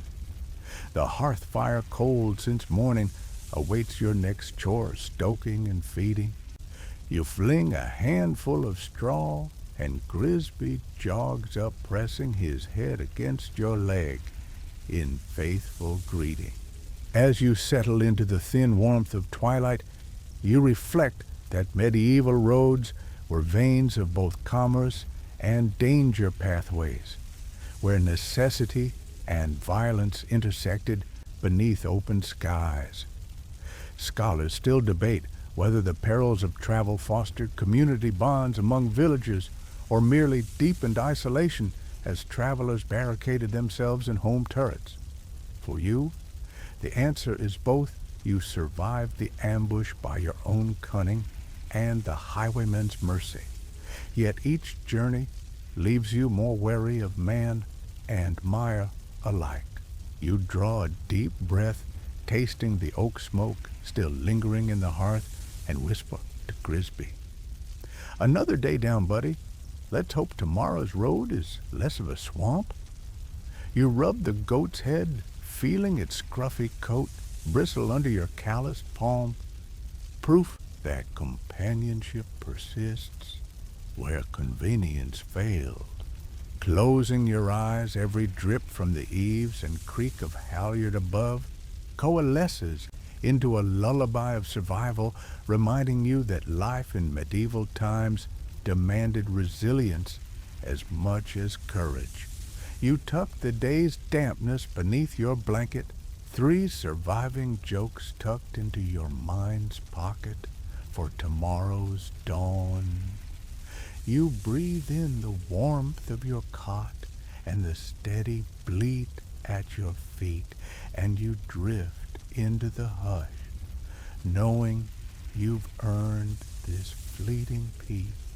You stumble into the dimly lit barber-surgeon's shop, the air thick with the tang of iron and the acrid bite of burned herbs, and you wonder if this stench is meant to disinfect or merely announce your impending demise. A blood-stained basin sits beside a narrow window sluiced with rain, its pewter shell rumpled like a dragon's scale, and you feel the familiar churn of dread in your gut. Today's appointment is for a routine bloodletting the medieval cure, all for any ailment from headache to heartache. A stout barber surgeon in a teal jerkin brandishes a rusty lancet, its edge pitted and dull, and you swallow hard. Mainstream fact: in late medieval Europe, barber surgeons performed a range of medical procedures, from cutting hair and extracting teeth to bloodletting and amputations, because universities restricted physicians to theory and left practical care to these guild-trained craftsmen. You perch on a wooden stool, scarred by past flare-ups of panic, and the barber's apprentice flicks a linen rag across your arm, marking the veins' path with scented oil that smells faintly of cloves and wood smoke. Just a pinch, the barber assures you, voice gruff like gravel underfoot. You flex your fingers, bracing for the sting, and he presses the lancet's blade against your wrist. Fringe tidbit: some folk believe that applying crushed spider webs to the puncture after bloodletting would staunch the flow faster than any bandage, though more often it resulted in itchy red welts that spread like wildfire. You wince as the lancet peels skin, and a thin ribbon of dark blood wells up, pooling in the basin with a muted hiss. You watch the liquid swirl away, each drop shimmering like a morbid mariner's compass. Historians still argue whether bloodletting actually rebalanced the four humors: blood phlegm, black bile, and yellow bile, or simply weakened patients, prolonging illness rather than curing it. You roll your eyes. If that were true, I'd be a superhuman marvel by now. 3 light jokes ping through your mind. One about starting a bleed and feed diet plan, another about marketing rusty lancets as authentic vampire starter kits, and a third about offering a premium no-faint guarantee for nervous patients. But you tuck them away under a veneer of stoicism. The barber pats your arm with a soapy cloth and directs you to stand wiping his hands on a blood-spattered apron. Before you can catch your breath, he snatches a brass cup half filled with boiling vinegar and presses it against the wound, fumes prickling your nostrils like 1,000 stinging nettles. Cauterize the humor, he mutters, though the logic of burning your arm to heal it feels like a gambler's consolation. You snatch your arm back, imagining your veins as miniature forges, and swallow a gulp of air to steady your pulse. Next, the apprentice produces a leather-bound jar of poultice, a slab of blackened dough, mixed with crushed cow dung honey and willow bark. You recoil at the scent, a rancid perfume of barn floor and antiseptic gone wrong, but the barber smears it over your forearm with a wooden spatula, hissing at each spread. Fringe rumor peasants once used cow dung poultices on battle wounds to ward off evil spirits, claiming that the muck attracted devils away from the injury. Only the devils questioned those who dared ask. You press a handkerchief to your nose and remark, "This skin care trend really stinks," though the joke feels feeble against the rancid smear. A low groan rises from the corner where another patient writhes awaiting tooth extraction. You lean in, catching sight of a rusted extraction tool, an iron hook shaped like a devil's claw, and you shudder, imagining it rending pulp from bone. Modern aside, you'd kill for a dentist's drill and Novocaine right about now, but here the only anesthesia is whiskey or a swift kick to the ribs, neither of which sound particularly appealing. You glance at the bound patient, hair matting his face, and offer him a sympathetic nod before the barber ushers you out of harm's maw. Your matchstick legs carry you from the shop into the open air, and you pause to catch the scent of wood smoke and rain-washed straw, an aromatic reminder that outside world might lack medical care, but at least spares you cow dung poultices. You rub your arm where the poultice clings, feeling the tacky paste pull at your hairs, and you contemplate the rarity of actual healing in medieval medicine. Mainstream fact, while surgical guilds advanced practical skills, the medical theories underlying treatment were rooted in Galenic humoral theory, which persisted until the Renaissance, often leading to well-intentioned but harmful practices. Your free hand smacks your forehead. My humors are revolting.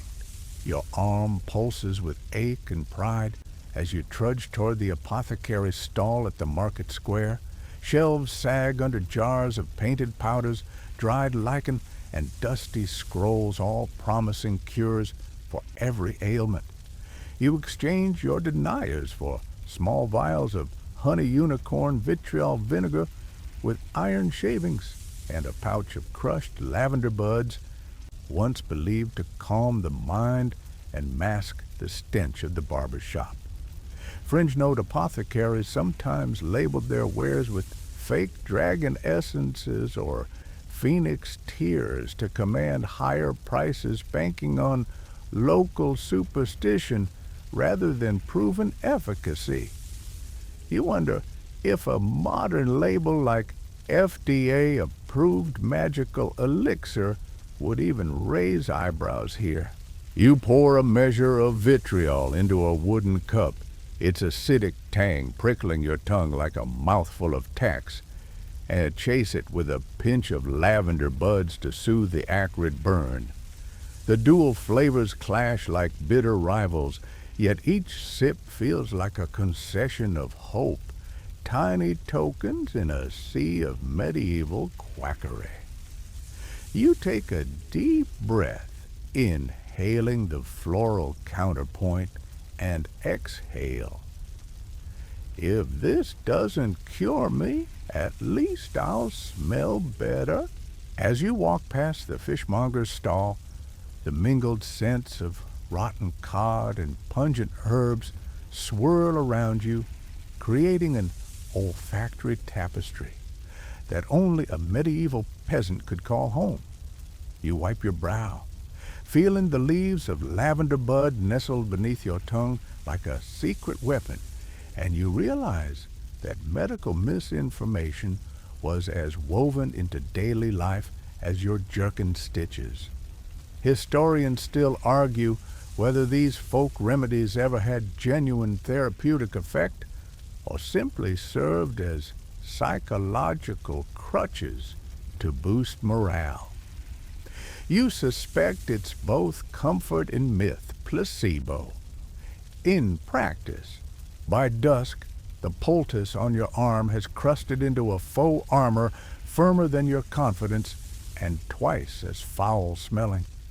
You scrub at it under a trough's iced water shards of dung, dislodging in clumps before finally sliding free. Your skin mocks you with red welts and tiny scabs, souvenirs of medieval medical care. You pat the wound dry with a clean rag, lavender scented at least, and flex your hand. It trembles slightly, the memory of the lancet's nick refusing to fade.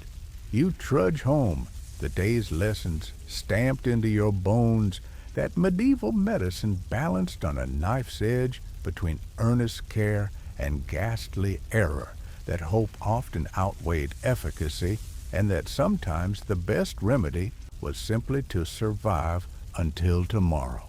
You enter your cottage, toss the lavender-laden rag onto the table, and press your palm to your arm, sensing each swollen vein with gratitude for its stubborn perseverance.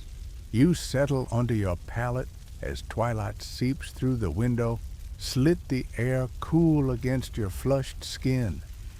Grisby bleats at your foot as though offering comfort over catastrophe. You rub your arm, tasting the faintest hint of iron and lavender on your tongue, and whisper, "Here's to surviving another day of medicine."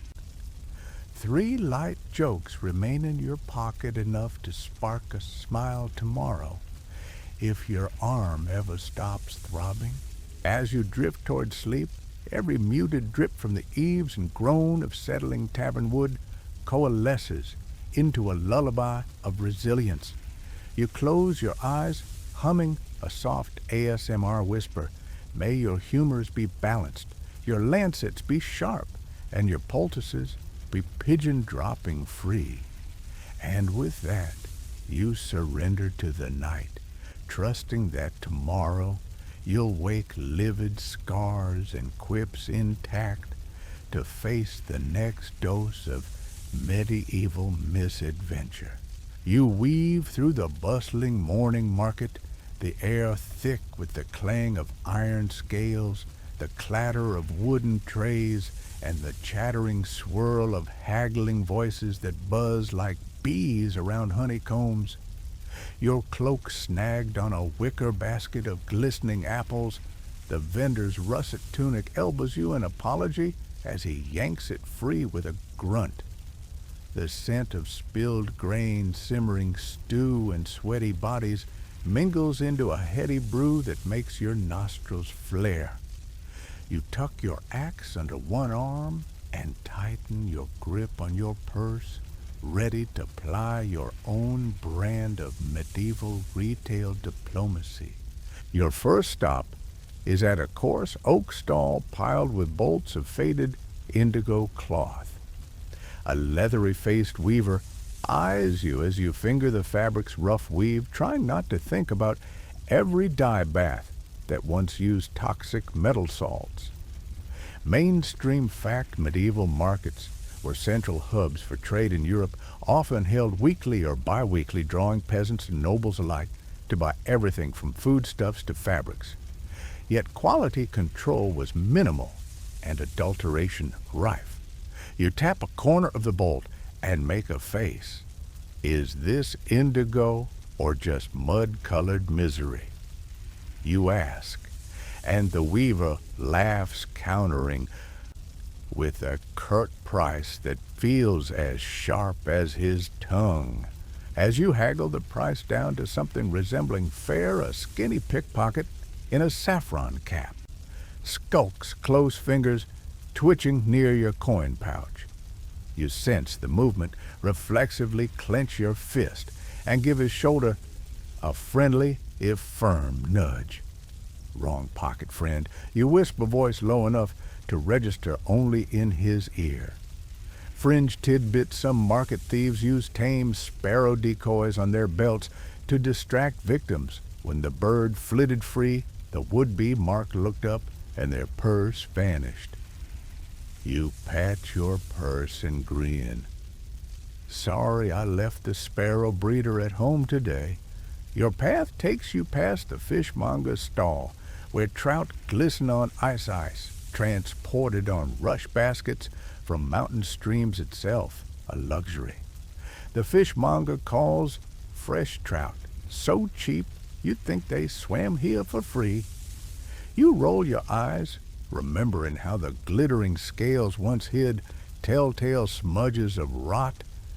You sidestep a spillage of fish guts on the plank floor and press on to the center stage of the spectacle, the peddler's booth draped in saffron banners advertising essence of dragon, a miraculous elixir promising sight restoration, gout relief, and even the occasional spark of spontaneous dragon-slaying courage. You approach the crate laden with glass vials filled with iridescent amber liquid. The peddler, clad in a teal vest and a confident grin, holds aloft a vial. Behold, he proclaims, voice booming, the distilled tears of dragons harvested under a full moon, cure-all for humors unbalanced. You squint at the label ink, faded where perhaps the pun was too sharp to linger. Scholars still argue whether such panaceas were ever truly effective or simply quack remedies that enriched charlatans and soured stomachs alike. You clear your throat and ask for a demonstration. He uncorks a bottle and twirls it like a lantern fumes, tickling your nose with a hint of juniper and something suspiciously like fermenting apple cores. You glance at the price, 3 deniers a file, half your daily wage, 3 light jokes ping in your mind, 1 bottle to bring dragons to heel, 2 to toast to your bravery. Maybe dragons need to pay me for grief and ruin, and I wonder if this works on dragonfly bites. You tuck the quips away and ask for a sample. The peddler pours a single drop onto your tongue. It tastes like spiced vinegar with a smoky hint of charred reeds. You cough, eyebrows arching, and reply, "If this is dragon's essence, I'd hate to taste its dragon fire." The crowd chuckles, and he offers you a silver refined dream. Mix this with honey and goat's milk, and your spirits will soar. Deciding your liver can't endure a test, you haggle him down to 1 denier for an empty vial as a souvenir. You pocket the phial, empty or not, and move on feeling both victorious and slightly queasy. Nearby, a hunched herbalist hawks dried larks' tongues in tiny packets, promising poetic inspiration to any who ate them. Another fringe claim you mentally file under dietary delusions. Your final errand is to buy cheese at the dairyman's wheelbarrow stall. Wheels of pale cheddar stacked like toadstools, their surfaces cracked with age and turned russet by rind mites that you'd rather not consider as ingredients. You haggle again, slicing off a wedge the size of your hand for 2 deniers. The dairyman warns you to eat it quickly, or it'll sprout mold visible to the naked eye within a day. You wink and promise to use it for both flavor and a science experiment in penicillin discovery. Candles gutter in the late afternoon sun as you patrol your purse once more, 3 deniers spent and a handful of barley kernels changed hands in haggling. You consider the marketplace's role a vital artery of medieval life, yet a place where every coin could vanish in a wink, leaving you barer than birth. Historians still argue whether these markets empowered peasants by granting access to goods or trapped them in cycles of debt to itinerant traders. You tuck that thought under your cloak and head for the village green, triumphant in your hall, yet wary of tomorrow's price hikes. Emerging from the market, you pause at the village well to rinse your hands, knuckles black with dirt, and dip a cloth into the cool water. The cloth emerges speckled with grain husks, and the faint taint of fish scales an olfactory bouquet of commerce. You wring it out above your tankard of water and lift it to your face. The villagers milling about greet you with nods and wary eyes as though they sense your basket's modest spoils, and wonder how you fared against the market's wiles. You pocket your last deniers, now replaced by cheese and that curious essence vial, and head home as smoke curls from chimneys under a harvest sun haze. You hum an ASMR soft melody to the distant clink of cartwheels, pausing at the old oak by the lane to rest your aching back. You trace the carved daisied crest your sister drew, recalling how family ties can outlast any market's fortunes. As the day wanes, You reflect that medieval markets were both lifelines and minefields, rich with opportunity, but teeming with tricksters. 3 light jokes tickle your mind. At least my cheese won't dance off to join a traveling band. I should patent dragon's essence for use with pickled onions, and tomorrow I'll hock this vial as original unicorn tears. That'll net a penny more. You stifle a grin and trudge on the sun dipping toward the horizon, your boots empty of coins, but burdened with goods and hard-earned wisdom. You find yourself before the manor's stone bench once more this time, under the stern gaze of the reeve and a half-dozen villagers pressed into jury duty by custom rather than choice.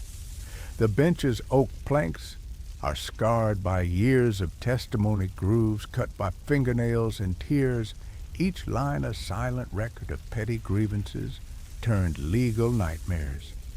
Today's charge: you're accused of trespassing on Lord Argente's newly sown barley field, an offense you vehemently deny, despite the muddy footprints on your boots that match the field's furrows.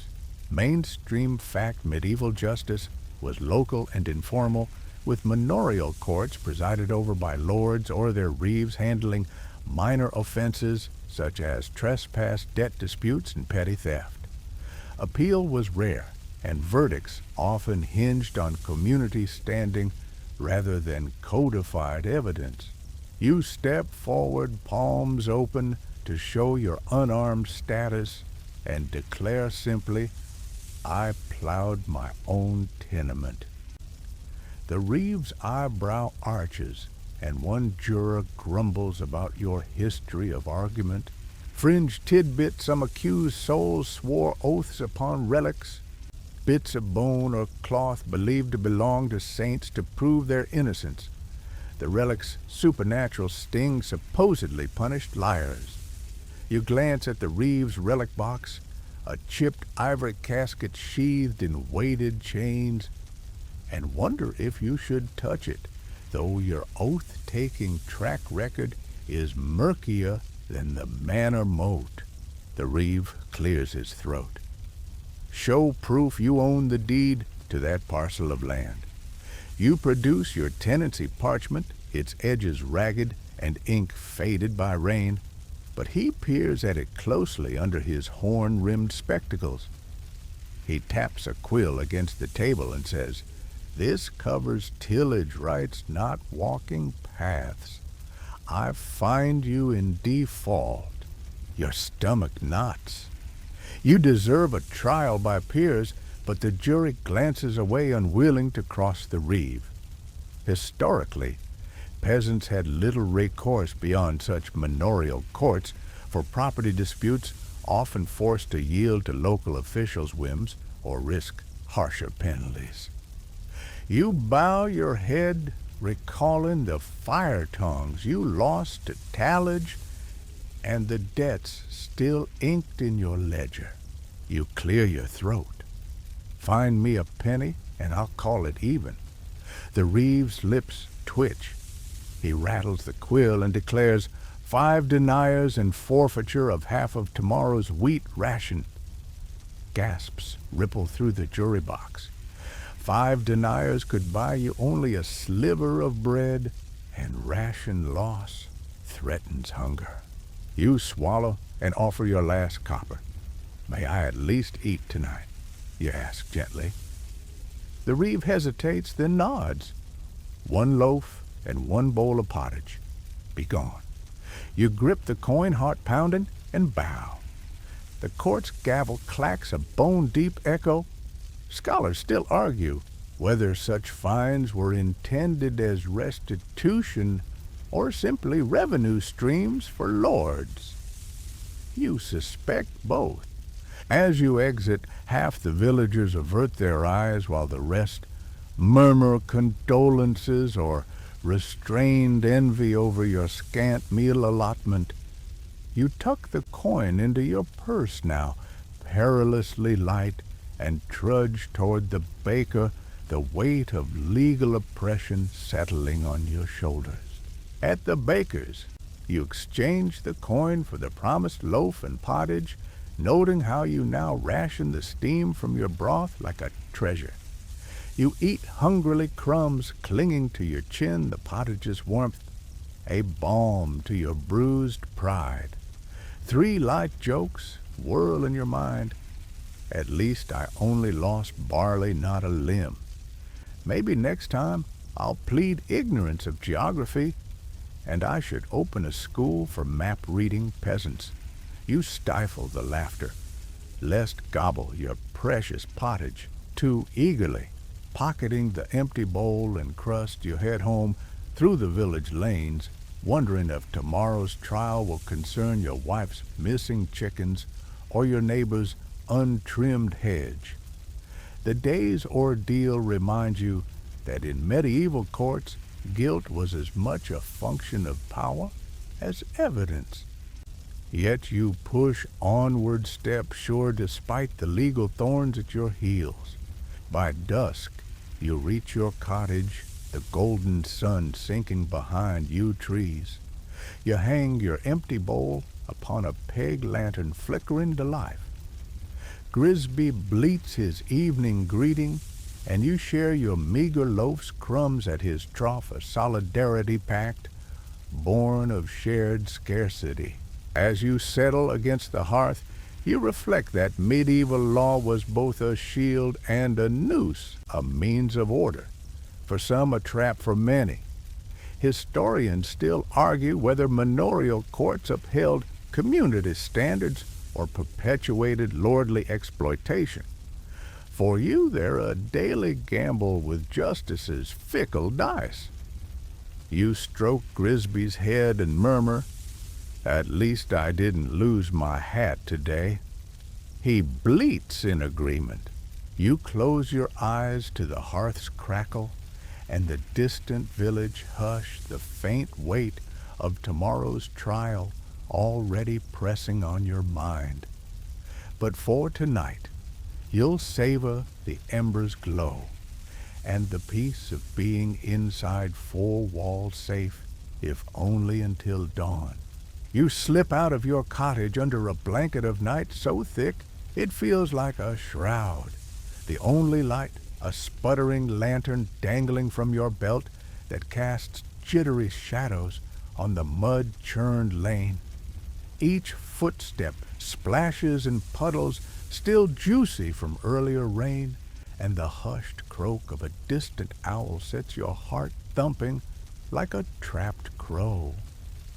You clutch the lantern close, its amber glow painting your gaunt features and glinting off the axe strapped to your back, a comfort and a warning. Mainstream fact.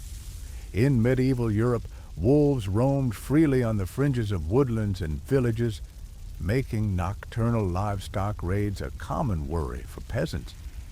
And packs sometimes crept close enough to threaten unwary travelers.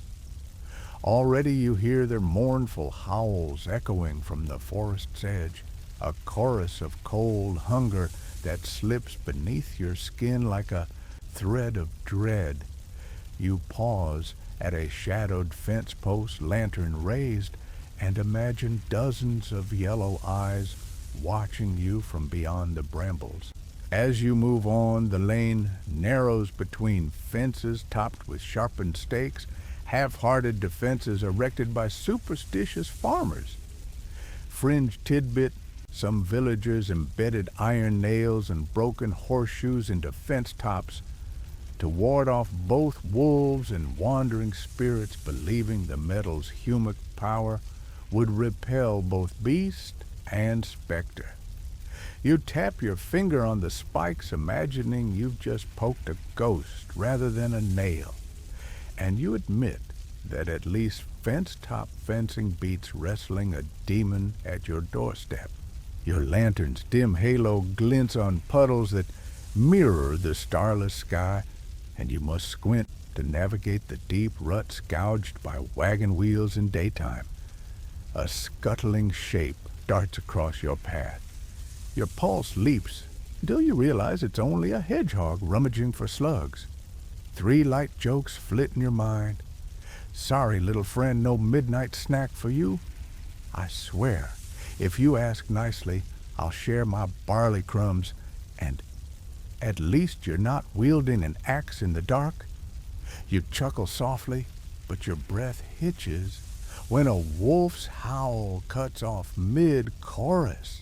Halfway to the communal well at the lane's end, you pass the thatched hut of old Bertram, the village recluse, whose window glows faintly by candlelight.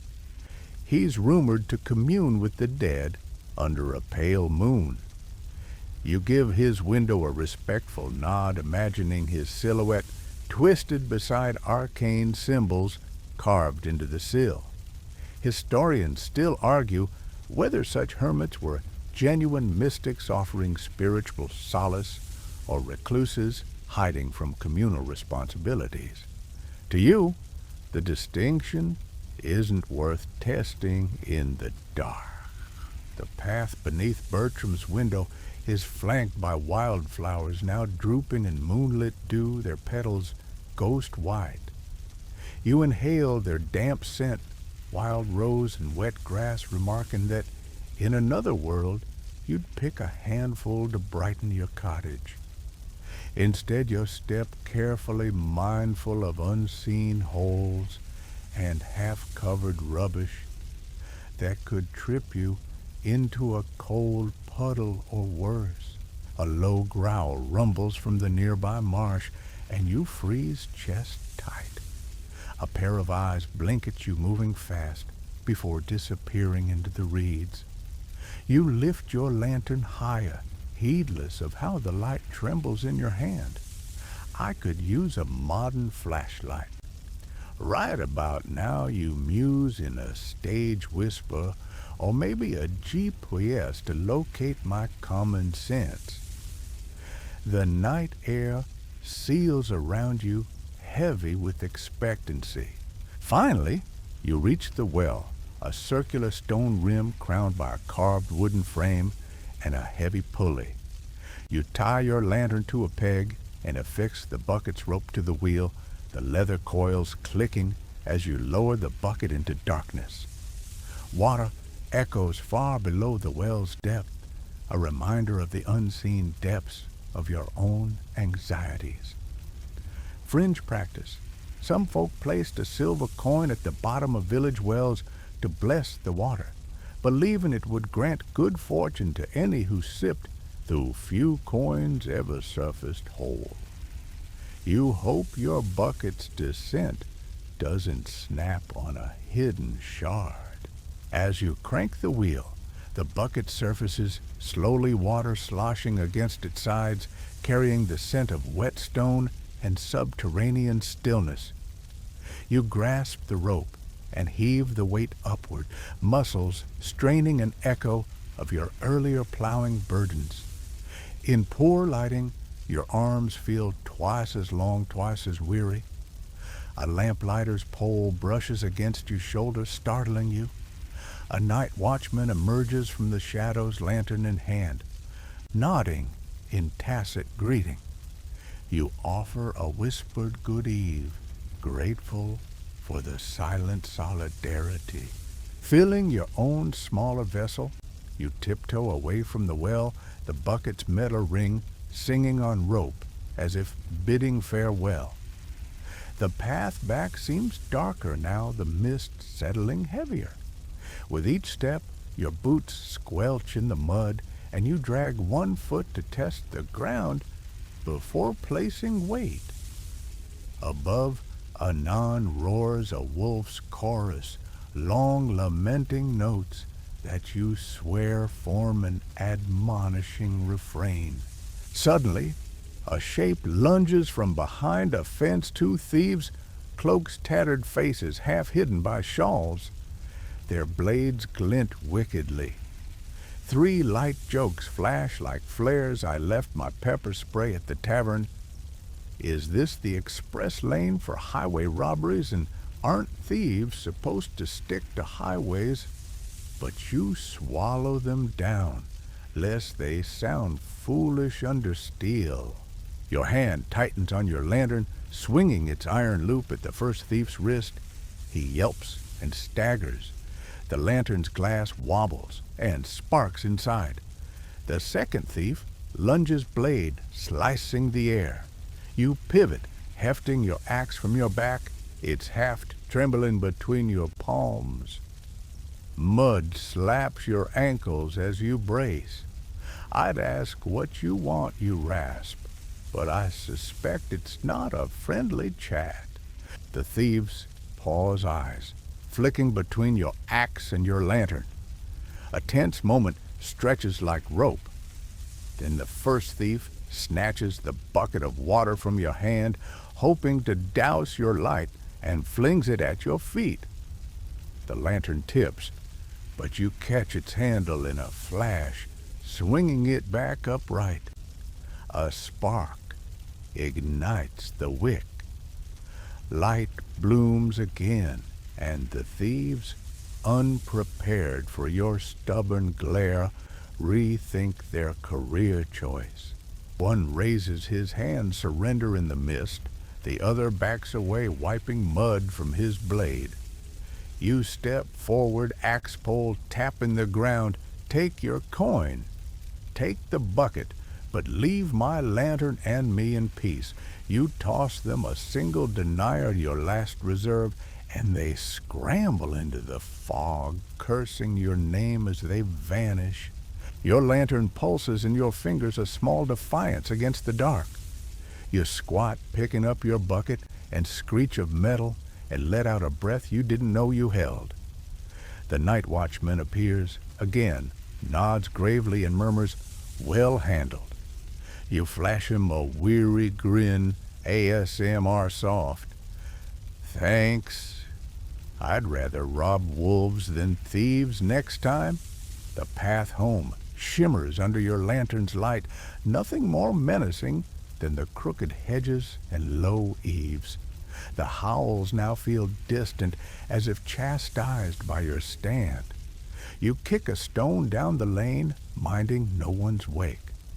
Emerging from the mist, you glimpse your cottage's windows, glowing warmly like watchful eyelids. Grisby bleats a greeting through the shutter, as faithful in darkness as in light. You open the door, stepping onto straw-strewn floorboards, and hang your lantern by the hearth, its flame flickering a final triumph. You empty your bucket into the kettle, the water quelling the dying embers into a glow that warms your chest.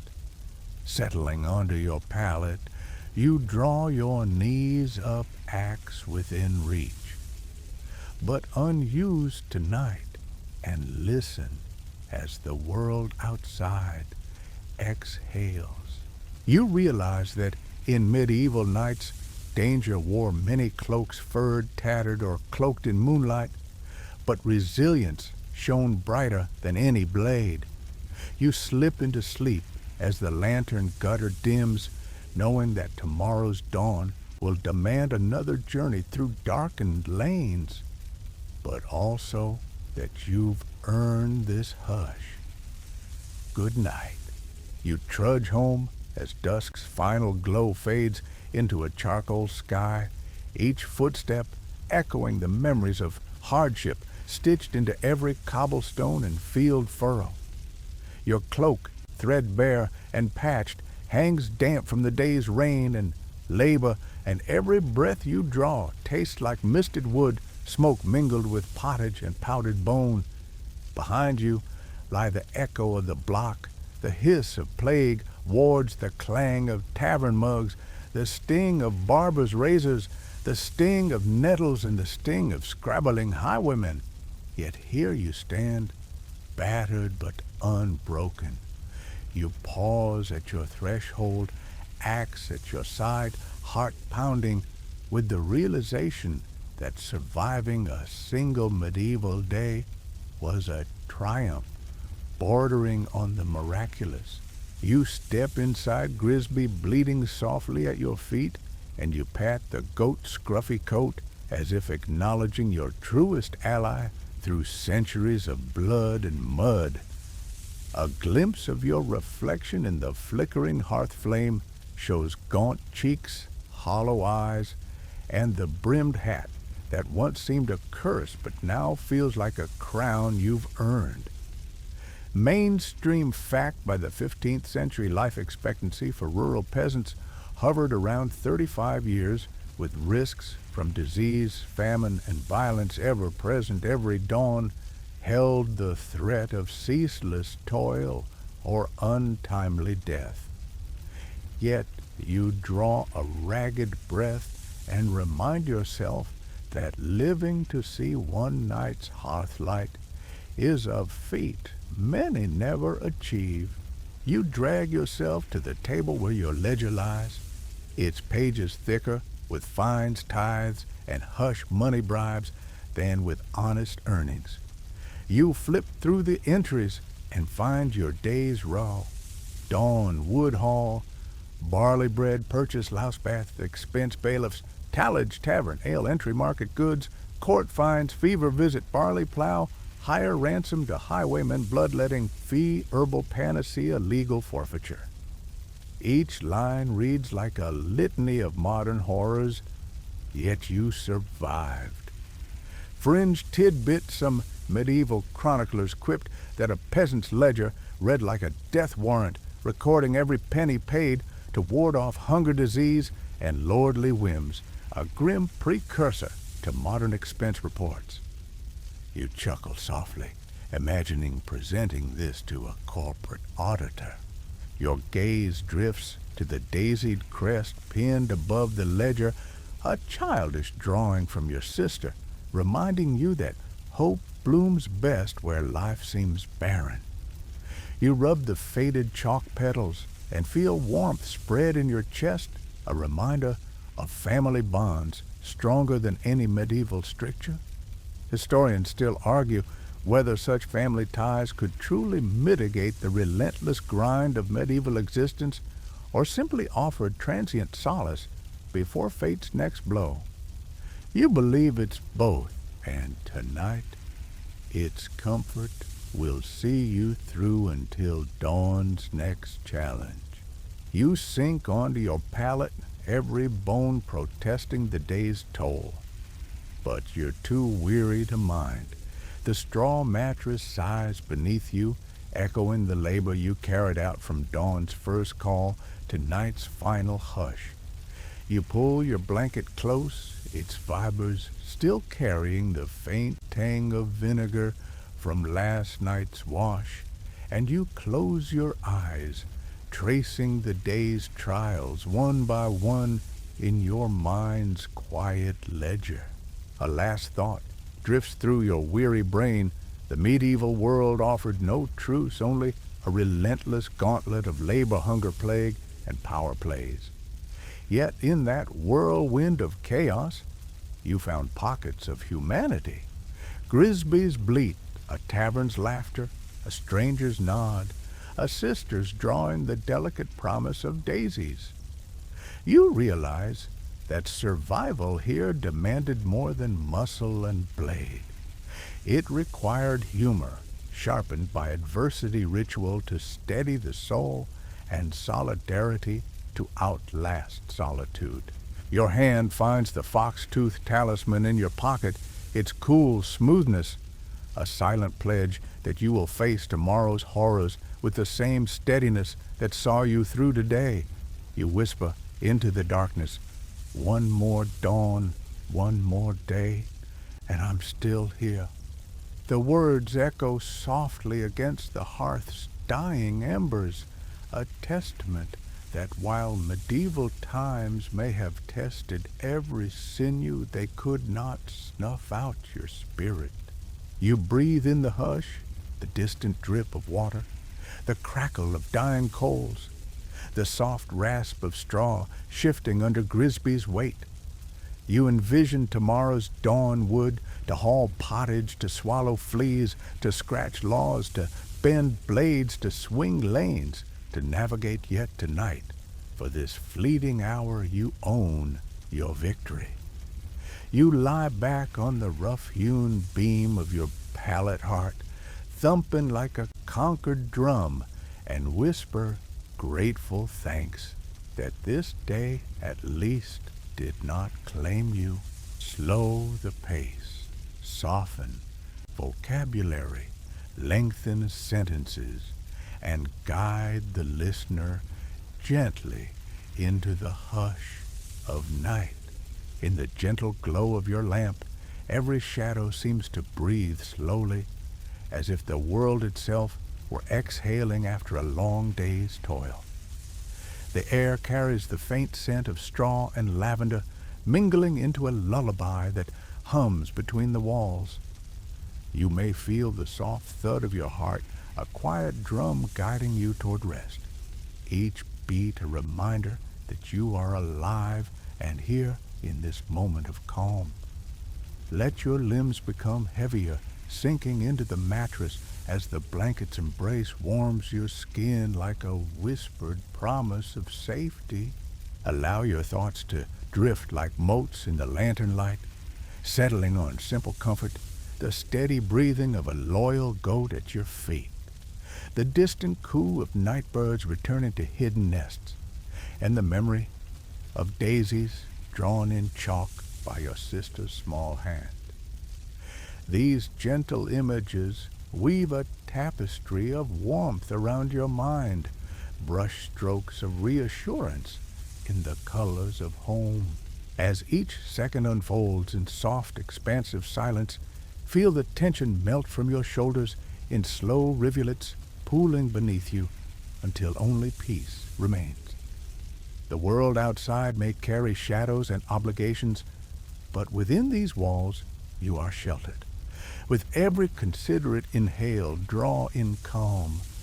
With every mindful exhale, release the day's burdens into the night's vast cradle. And now, as eyelids flutter like sleepy petals, let your final thought be the simplest of all. You are safe. You are released from the blade's burden for a little while, and tomorrow's light can wait. Good night.